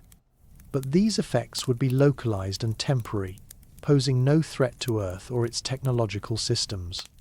From a planetary dynamics perspective, Atlas fragmentation would be essentially irrelevant. The total mass involved, probably less than a few trillion tons, represents a negligible perturbation compared to the gravitational influences that shape planetary orbits. Even if every fragment somehow concentrated in one location, the gravitational effects would be too small to measure with our most sensitive instruments. The scientific value of fragmentation presents a complex trade-off. On one hand, breakup destroys the structural integrity that preserves layered composition and formation history within the nucleus. The gradual mixing and dispersal of interior materials makes it impossible to determine their original distribution or the sequence of accretion processes that built the comet during its formation around another star. On the other hand, fragmentation provides access to interior materials that would otherwise remain hidden beneath radiation-processed surface layers. Fresh fracture surfaces expose previously buried ices to spectroscopic analysis, potentially revealing chemical signatures that were invisible when locked within the intact nucleus. The expanding debris cloud creates a larger target for telescopic observation, making it easier to detect trace species and isotope ratios. The comparative studies with Comet ISON and C/2019 Y4-ATLAS provide frameworks for understanding how fragmentation progresses and what observational signatures to expect. Both objects showed similar patterns: initial brightening as surface area increased, followed by rapid fading as small fragments exhausted their volatile content. The debris clouds dispersed over periods of months to years, gradually becoming undetectable as they spread along extended orbital paths. High-resolution imaging would be crucial for documenting the fragmentation process and determining whether it results from internal stress, external impacts, or some combination of factors. The Hubble Space Telescope's previous observations of fragmenting comets have provided detailed views of nucleus breakup, revealing how individual pieces separate and evolve independently over time. The European Space Agency's future Comet Interceptor mission, currently planned for launch in the late 2020s, was originally designed to study pristine comet nuclei from close range. If ATLAS were to fragment, the scattered debris might actually provide multiple targets for such missions, each representing different aspects of the original object's composition and structure. Perhaps most poignantly, ATLAS fragmentation would represent the end of a story that began when our galaxy was younger and very different from its current state. An object that had wandered between the stars for billions of years, surviving cosmic ray bombardment, gravitational encounters, and the harsh environment of interstellar space, would succumb not to some dramatic cosmic catastrophe, but to the gentle warming of our familiar Sunday. The emotional resonance of such an outcome shouldn't be underestimated. Comets have always represented impermanence in human consciousness, beautiful visitors that appear briefly before fading away forever. An interstellar comet carries this symbolism to cosmic scales, embodying the vast timescales and distances that separate us from other stellar systems. Its destruction would be a reminder that even billion-year journeys can end in moments of geological time. Yet, even in destruction, ATLAS would continue contributing to science. The dispersing fragments would carry isotope signatures and chemical tracers into the outer solar system, where future missions might encounter and analyze them decades or centuries hence. The observational data from fragmentation would inform models of comet structure and composition that would improve our understanding of similar objects for generations. The possibility of destruction was real, supported by historical precedent and the mounting evidence of internal stress revealed by ATLAS's erratic brightness behavior. But destruction wouldn't mean failure. It would simply represent a different kind of scientific revelation, one that traded long-term preservation for immediate access to materials that had been hidden since our galaxy's youth. As ATLAS continued racing toward its October solar encounter, the fragmentation scenario remained one possible outcome among many. The ancient wanderer might yet prove resilient enough to survive thermal stress and emerge intact on the far side of perihelion. But if it didn't, if the stresses of solar encounter proved too much for billion-year-old ice and rock, then we would witness the spectacular end of an interstellar journey that began when the universe itself was barely half its current age. Either way, ATLAS would teach us something profound about the nature of materials formed around other stars, the physics of objects that bridge stellar systems, and our own place in a galaxy filled with wandering worlds we're only beginning to discover. Part 12.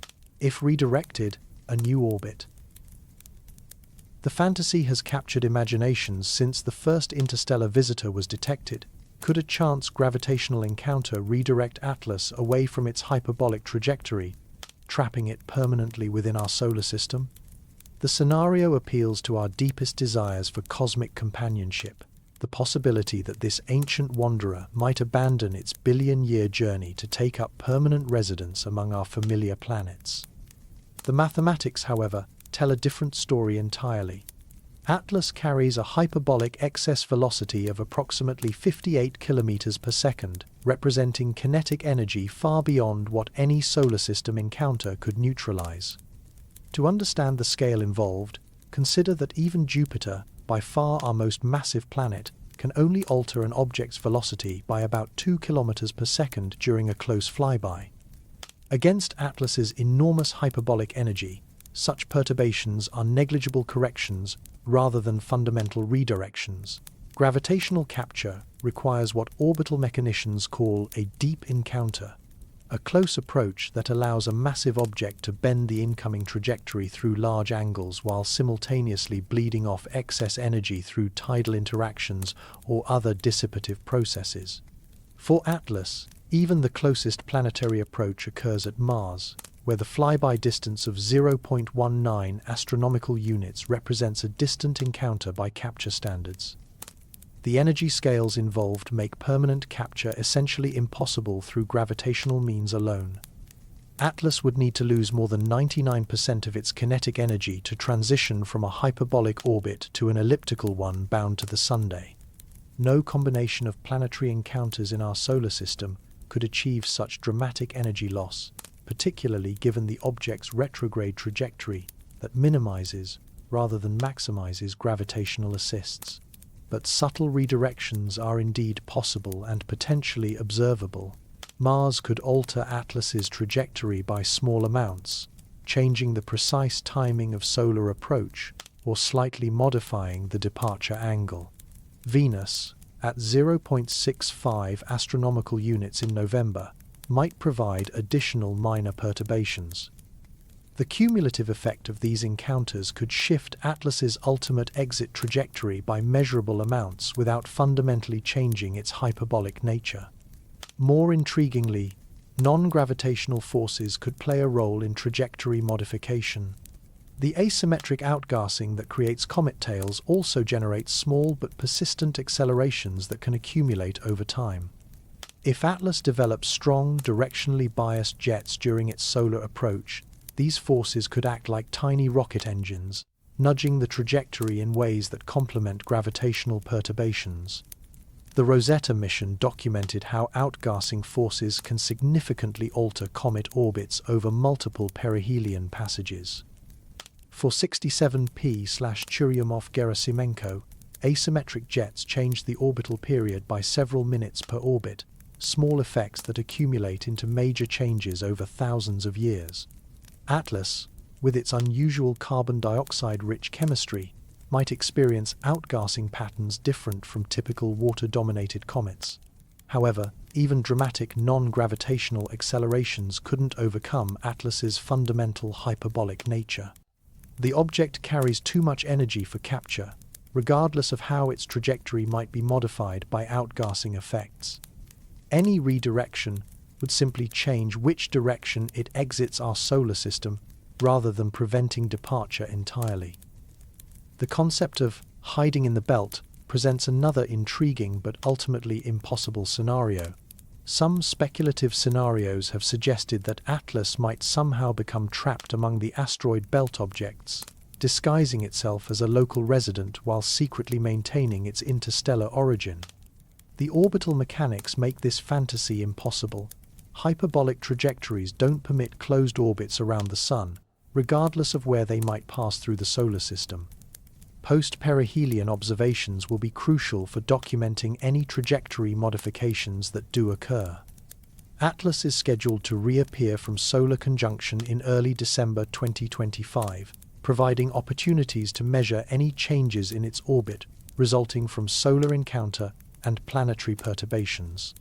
These measurements will help refine models of non-gravitational forces and improve predictions for future interstellar visitors. The observational opportunities extend well beyond simple trajectory tracking. Multiple spacecraft throughout the inner solar system might catch glimpses of ATLAS during different phases of its journey, providing parallax measurements that improve orbital determinations and reveal subtle perturbations. The Mars encounter on October 3rd represents a particularly valuable opportunity for spacecraft in orbit around the red planet. NASA's Mars Reconnaissance Orbiter, MAVEN, and the European Space Agency's Mars Express, along with surface-based assets like the Perseverance rover, all carry instruments capable of detecting bright comets under favorable circumstances. While the logistics of coordinating such observations are complex, the potential scientific return could justify the effort required to schedule special observations. The trajectory modifications, however small, carry implications for broader questions about interstellar object populations and their interactions with planetary systems. Understanding how solar system encounters alter the paths of visiting objects helps astronomers model the long-term evolution of interstellar populations and predict detection rates for future surveys. Perhaps most importantly, careful trajectory monitoring provides tests of our understanding of non-gravitational forces and plasma interactions. If ATLAS's departure trajectory differs from gravitational predictions by measurable amounts, those differences can be attributed to outgassing forces, radiation pressure effects, or electromagnetic interactions with the solar wind. Each measurement refines our knowledge of how interstellar materials respond to stellar environments. The ultimate fate remains clear. ATLAS will depart our solar system on a modified but still hyperbolic trajectory, carrying its samples of alien chemistry back into interstellar space. The precise direction of departure and the exact timing of solar system exit might be altered by solar encounter, but the fundamental outcome, a return to the galactic wilderness, cannot be changed by any realistic combination of gravitational and non-gravitational forces. This certainty brings both disappointment and relief. The disappointment comes from our inability to retain this remarkable visitor for extended study. The relief comes from the knowledge that ATLAS will continue its cosmic journey, potentially carrying samples of our solar system's environment to other stellar neighborhoods billions of years in the future. In a sense, ATLAS represents a cosmic ambassador, sampling conditions around different stars and spreading materials between stellar systems on timescales comparable to galactic evolution. Its brief visit to our neighborhood is just one episode in a story that spans galactic history, connecting stellar systems across space and time in ways that dwarf human comprehension. The redirection scenarios, however appealing to our imagination, cannot overcome the fundamental physics of interstellar trajectories. ATLAS will remain a visitor, not a permanent resident, departing our solar system with slightly modified momentum but undiminished mystery. The brief encounter will leave us with data, memories, and questions that will outlast our own civilization's ability to remember this ancient wanderer from the stars. Part 13. The Alien Hypothesis Expanded. The speculation that began with a single ArXiv preprint in July 2025 had evolved into something far more complex and contentious by the time ATLAS reached its asteroid belt crossing. What started as an academic thought experiment, could this interstellar visitor represent alien technology, had morphed through media amplification and public imagination into claims that seemed to take on lives of their own.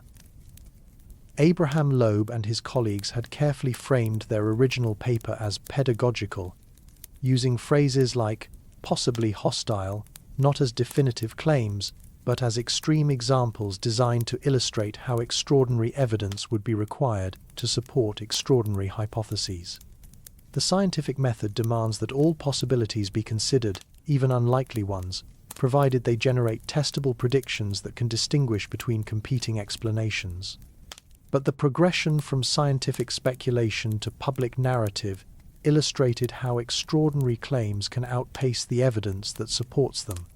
Social media algorithms, designed to promote engagement rather than accuracy, amplified the most sensational interpretations while often omitting the careful hedging and uncertainty quantification that characterized the original research. The scientific community's response remained measured and evidence-based. NASA's official position classified ATLAS as a natural comet based on multiple lines of observational evidence. The spectroscopic signatures detected by the James Webb Space Telescope and ground-based observatories matched expectations for natural sublimation processes, even if the specific chemistry differed from typical solar system objects.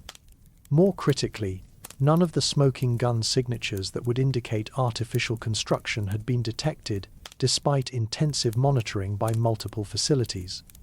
Radio surveys found no coherent transmissions at frequencies commonly used for communication or navigation.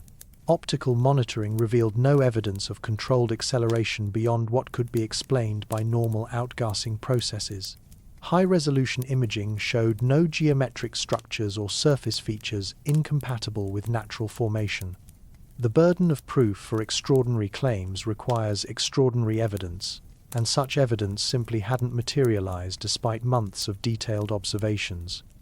The alien hypothesis remained possible in the abstract sense that most unfalsifiable propositions remain possible, but it lacked the observational support that would elevate it from speculation to serious scientific consideration.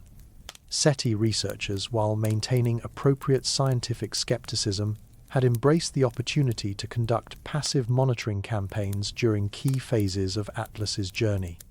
The Breakthrough Listen project and other radio survey initiatives scheduled dedicated observation time around critical dates, the Mars encounter, solar approach, and departure phases, when any hypothetical technology might be most likely to activate or communicate. The absence of detectable signals, while not definitively ruling out technological origin, failed to provide the positive evidence that would be required to support such claims. In science, negative results carry weight. They constrain the parameter space of possible explanations and eliminate hypotheses that make specific, testable predictions. The search for deployed objects, or mini-probes, had similarly yielded negative results. Multiple high-resolution imaging campaigns, including observations by the Hubble Space Telescope and ground-based adaptive optics systems, detected no separate objects traveling alongside ATLAS, no evidence of structured material release, and no geometric patterns in the coma or tail that might indicate technological components. Perhaps most significantly, the isotopic signatures emerging from detailed spectroscopic analysis matched expectations for natural materials formed through stellar nucleosynthesis processes. The carbon, oxygen, and hydrogen isotope ratios, when measurable, fell within ranges predicted for objects formed in different galactic environments, rather than showing the artificial signatures that might result from technological construction or propulsion systems. The cultural context surrounding these speculations deserved analysis in its own right. The previous debates about Oumuamua had established interstellar visitors as potentially mysterious objects worthy of exotic explanations. Science fiction narratives about alien probes, first contact scenarios, and hidden technological surveillance provided ready-made interpretive frameworks that could be applied to any unusual astronomical discovery. Media coverage often emphasized the most sensational possibilities, while downplaying the careful uncertainty quantification that characterizes responsible scientific communication. Headlines that proclaimed, "Scientists say comet could be alien probe," rarely conveyed the conditional language, probability assessments, and alternative explanations that appeared in the original research papers. The phenomenon highlighted important questions about science communication in an era of rapid information dissemination and algorithmic amplification. How should researchers balance legitimate scientific speculation with public understanding? What responsibilities do scientists have when their hypotheses are misrepresented or sensationalized in popular media? Educational opportunities emerged from the controversy. The alien speculation provided teachable moments about the scientific method, the nature of evidence, and the process by which extraordinary claims are evaluated within the scientific community.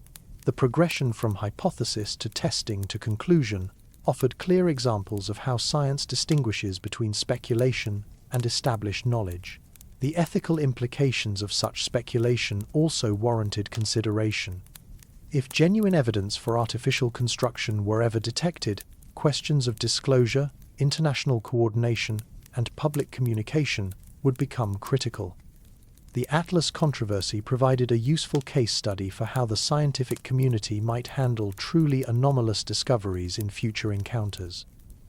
But perhaps most importantly, the alien speculation had served to highlight just how remarkable ATLAS was as a natural object.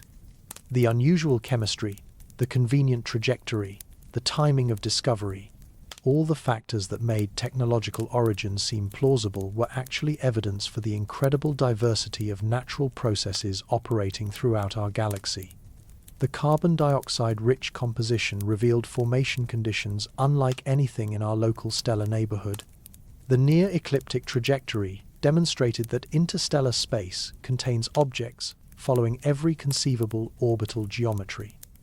The detection timing reflected our improving ability to discover and characterize objects that would have remained invisible to previous generations of telescopes.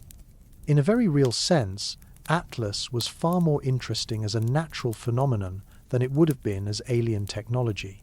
Technological objects, however advanced, operate within constraints imposed by physics, engineering, and presumed rational purposes. Natural objects, shaped by processes we don't fully understand operating under conditions we can barely imagine, can exhibit behaviors that transcend our current theoretical frameworks. The real mystery wasn't whether ATLAS was controlled by alien intelligence, but how natural processes in foreign stellar environments could produce objects so different from our local experience. That mystery was worth pursuing with the same intensity once directed towards speculation about technological construction, and the answers would prove just as profound as any first contact scenario. As ATLAS continued its journey through the asteroid belt, the evidence pointed overwhelmingly toward a natural origin, not because aliens were impossible, but because the natural universe was strange enough to explain everything we were observing. The cosmos didn't need artificial enhancement to generate objects that challenged our understanding and fired our imagination. The alien hypothesis had done its job, encouraging rigorous observation and analysis while generating public interest in interstellar visitors. But the natural explanation emerging from that analysis was proving far more fascinating than any science fiction alternative. ATLAS was teaching us that reality, when viewed on cosmic scales, could be more exotic than our wildest speculations about alien technology. Part 14. The Wake Up Call. The detection of ATLAS represented more than just another astronomical discovery.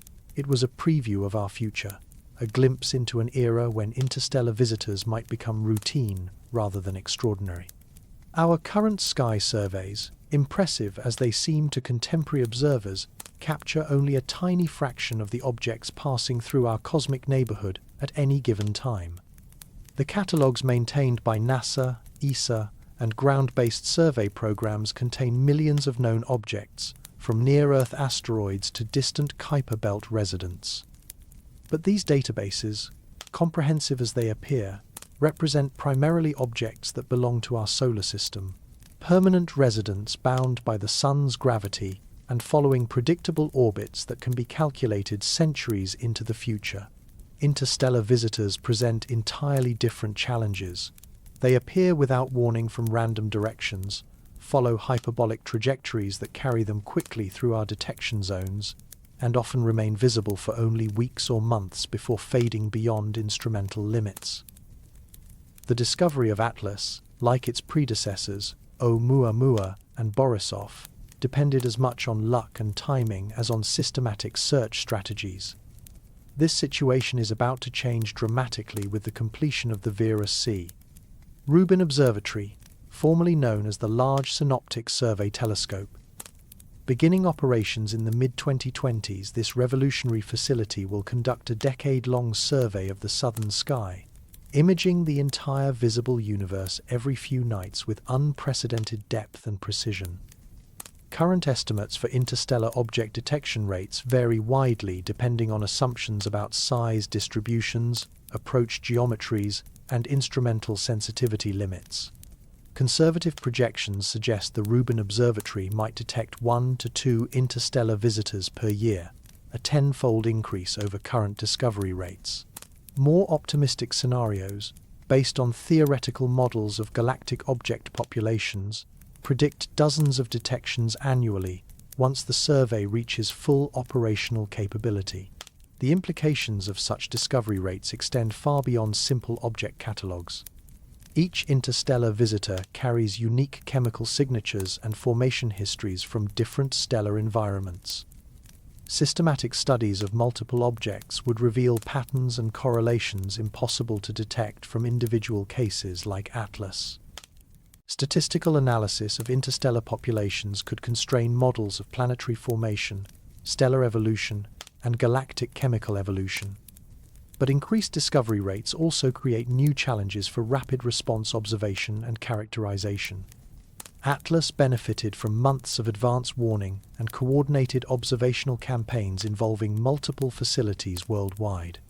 If interstellar visitors become numerous enough, the astronomical community will need automated detection algorithms, pre-planned response protocols, and flexible scheduling systems that can adapt to unexpected discoveries. The ATLAS experience has provided valuable lessons for managing future interstellar encounters. The coordination between NASA, ESA, NOILAB, and international partners demonstrated how effectively the global astronomical community can mobilize resources when presented with rare opportunities. The rapid deployment of space-based assets, like the James Webb Space Telescope and Hubble, showed the value of flexible scheduling and priority override capabilities. Perhaps most importantly, ATLAS has served as a dress rehearsal for public communication and media management during high-profile astronomical events. The progression from technical discovery announcements to widespread public interest to sensationalized speculation illustrated both the opportunities and challenges associated with communicating cutting-edge science to general audiences. The planetary defense angle adds another layer of complexity to interstellar object detection and characterization. While ATLAS posed no threat to Earth, future visitors might follow trajectories that bring them closer to our planet or its orbital path. Distinguishing between harmless interstellar visitors and potentially hazardous objects requires rapid orbit determination and accurate size estimation, capabilities that current survey systems are still developing. The technical infrastructure for handling increased detection rates is gradually taking shape. Machine learning algorithms can now identify moving objects in survey data with accuracy approaching that of human analysts. Automated follow-up systems can trigger spectroscopic observations at multiple facilities based on predefined criteria. Communication networks can disseminate discovery information to the global astronomical community within hours of detection. Educational opportunities multiply as interstellar visitors become more common. Each new discovery provides fresh examples for discussing stellar formation, planetary dynamics, and the chemical evolution of galaxies. The diversity of objects, some resembling familiar solar system bodies, others exhibiting completely alien properties, offers natural laboratories for comparative planetology on interstellar scales. The data archival and analysis challenges are equally significant. Each well-observed interstellar visitor generates terabytes of imaging, spectroscopic, and photometric data that must be processed, archived, and made available for future research. The ATLAS dataset, accumulated over months of intensive observations, will serve as a reference standard for comparing future discoveries and testing theoretical models. International cooperation becomes even more critical as detection rates increase. No single nation or observatory system can comprehensively characterize multiple simultaneous interstellar visitors. Sharing telescope time, coordinating observations, and pooling analytical expertise require agreements and protocols that transcend traditional institutional boundaries. The technological implications extend beyond astronomy into spacecraft design and mission planning. If interstellar visitors prove common enough, dedicated interceptor missions become feasible, spacecraft stationed at strategic locations within the solar system, ready for rapid deployment to rendezvous with newly discovered objects. Conceptual studies for such missions already exist in the literature, awaiting sufficient detection rates to justify their development. Amateur astronomers will play increasingly important roles in interstellar visitor detection and monitoring. Modern CCD cameras and computerized telescopes have democratized astronomical observation to an extent unimaginable just decades ago. Distributed networks of amateur observers can provide continuous monitoring that professional facilities, with their competing priorities and limited telescope time, cannot match. The wake-up call represented by ATLAS extends beyond technical preparedness to philosophical readiness. As interstellar visitors become routine, human perspective on our place in the galaxy will inevitably shift. We are not isolated residents of a unique stellar system, but participants in a vast galactic ecosystem where materials, and possibly life itself, migrate between stars on timescales measured in millions and billions of years. Each interstellar visitor represents a cosmic messenger carrying samples of chemistry and physics from stellar environments we may never visit directly. The accumulated data from dozens or hundreds of such objects will provide insights into galactic evolution, planetary formation processes, and the distribution of organic materials throughout our local region of the Milky Way. The preparedness isn't just about defense or scientific opportunity. It's about recognizing our membership in a much larger cosmic community. The materials in our own bodies, forged in stellar cores and dispersed by supernovae, share common origins with the substances traveling between stars aboard objects like ATLAS. We are studying not alien chemistry, but distant relatives in the vast family of cosmic materials. As ATLAS continues its passage towards solar encounter, it carries with it the hopes and preparations of an astronomical community learning to expect the unexpected. The ancient wanderer has already taught us that our cosmic neighborhood is far more dynamic and interconnected than previous generations ever imagined. The visitors yet to come will complete that education, transforming interstellar objects from rare curiosities into familiar representatives of our galactic heritage. The wake-up call has sounded. The era of routine interstellar visitor encounters is beginning, and ATLAS has shown us both the opportunities and challenges that await in our expanding cosmic awareness. Part 15. Conclusion. The Cosmic Mirror. As ATLAS races through the final phases of its asteroid belt crossing, preparing for its October encounter with our Sun, it carries with it more than just ancient ice and alien chemistry. This wanderer from the galactic depths has become a mirror in which we see reflected our own place in a universe far stranger and more interconnected than previous generations could have imagined. Whether ATLAS survives its solar encounter intact, gradually disintegrates under thermal stress, or fragments spectacularly across our skies, it has already fulfilled its most important function as cosmic messenger. Every spectrum, every brightness measurement, every morphological detail captured by our telescopes adds to a growing understanding of how materials circulate between stellar systems, carrying with them the chemical signatures of distant worlds. The retrograde trajectory that threads ATLAS directly through our solar system's most populated regions serves as a reminder that cosmic traffic flows in all directions, following paths determined by gravitational dynamics that operate on galactic scales. The same orbital mechanics that govern planetary motion around our Sun shape the wandering paths of objects scattered between the stars, creating encounters like this, one that bridge stellar neighborhoods separated by light years of space. ATLAS's unusual chemistry, that carbon dioxide-rich signature detected by the James Webb Space Telescope, provides a tantalizing glimpse into formation conditions around stars very different from our own. The ratios of volatiles, the isotopic signatures, the physical properties all speak to protoplanetary environments where temperature gradients, radiation fields, and chemical abundances created objects, unlike anything in our local experience. There is profound beauty in this ordinariness made extraordinary by distance and time. ATLAS isn't miraculous or supernatural, it's a natural product of stellar formation processes operating under slightly different conditions than those that shaped our own solar system. Yet those subtle differences, magnified by billions of years of evolution, have created an object that challenges our understanding of planetary formation and chemical evolution throughout the galaxy. The philosophical implications extend beyond scientific discovery into questions of cosmic perspective and human significance. We are observers of processes that began when our galaxy was younger and very different from its current state.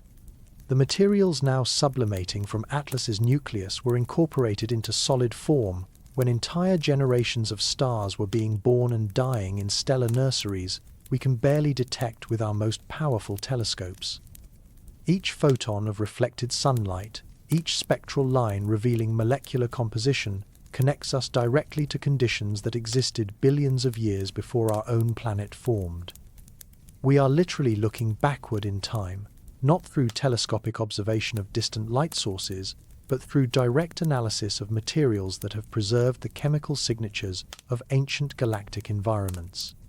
The technical achievements represented by ATLAS observations demonstrate how far human capability has advanced in understanding our cosmic environment. The coordination between space-based telescopes, ground-based observatories, and theoretical models has created an analytical framework that can extract detailed information from objects moving at hypervelocity through our solar system.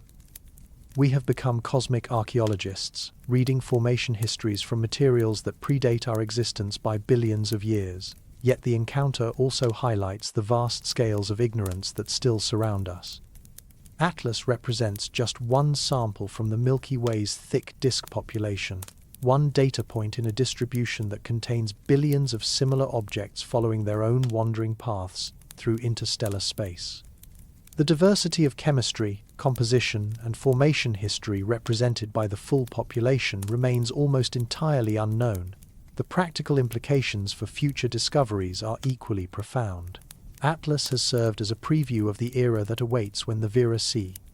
Rubin Observatory begins detecting interstellar visitors routinely rather than accidentally. The techniques developed for rapid characterization, the international coordination protocols, the public communication strategies, all are dress rehearsals for managing a future where interstellar visitors become familiar rather than extraordinary. The safety questions that inevitably accompany any discussion of incoming cosmic objects have been definitively answered for ATLAS. The closest Earth approach of 1.8 astronomical units places it well beyond any possibility of direct interaction with our planet. Even complete fragmentation would produce debris following the same hyperbolic trajectory, carrying all fragments away from Earth rather than toward it. This safety provides the luxury of pure scientific appreciation, free from the anxiety that accompanies potentially hazardous objects. ATLAS can be studied for what it teaches us about galactic evolution, planetary formation, and interstellar chemistry, without the overlay of threat assessment that characterizes near-Earth object research.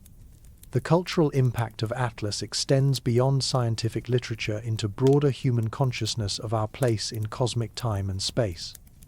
The realization that our solar system receives regular visits from objects formed around other stars fundamentally changes perspective on isolation and connectivity. We are not alone in the sense that fictional narratives often imagine, but we are connected through material processes that operate on scales both intimate and vast. The dust that ATLAS sheds as it approaches our Sun will join the zodiacal cloud that fills interplanetary space, mixing interstellar materials with the debris from solar system formation. Future spacecraft and perhaps future human explorers will encounter these particles without knowing their extraordinary origin. Interstellar chemistry will become part of our local environment, indistinguishable from materials that never left our stellar neighborhood. In this sense, ATLAS represents both arrival and departure, visitation and integration. The object itself will race away from our Sun on a modified but still hyperbolic trajectory, carrying samples of our solar wind environment back into the galactic wilderness. But the materials it leaves behind, the gases and dust that form its coma and tail, will remain with us, permanent additions to our local cosmic environment. The observational campaign continues as ATLAS approaches solar encounter, but the most important discoveries have already been made. We have confirmed that interstellar space contains a diverse population of objects carrying chemistry from throughout our galaxy's history. We have demonstrated that natural processes in foreign stellar environments can produce materials with properties that challenge our theoretical understanding. Most importantly, we have shown that our solar system is not an isolated island, but a way station in a vast network of material exchange that connects all stellar systems across cosmic time. As Atlas fades from our telescopes, whether through survival and departure or through fragmentation and dispersal, it leaves behind a transformed understanding of our place in the galactic community. We are citizens of a universe far more dynamic and interconnected than we previously imagined, participants in processes that link stellar formation throughout our region of the Milky Way. The ancient wanderer has delivered its message, written in the universal language of physics and chemistry. The translation continues, but the essential meaning is already clear. We are not alone, we have never been alone, and the materials that make up our world participate in exchanges that span the galaxy and bridge eons of cosmic time. The cosmic mirror reflects not isolation, but connection, not uniqueness, but participation in processes that extend from our local neighborhood to the most distant stars visible in our night sky. Atlas has shown us our reflection in that mirror, and the face looking back is both familiar and wondrously strange, ancient and eternal, local and cosmic. The next visitor is already on its way, carrying fresh messages from stellar systems we will never see directly. The conversation continues, written in the eternal language of wandering worlds.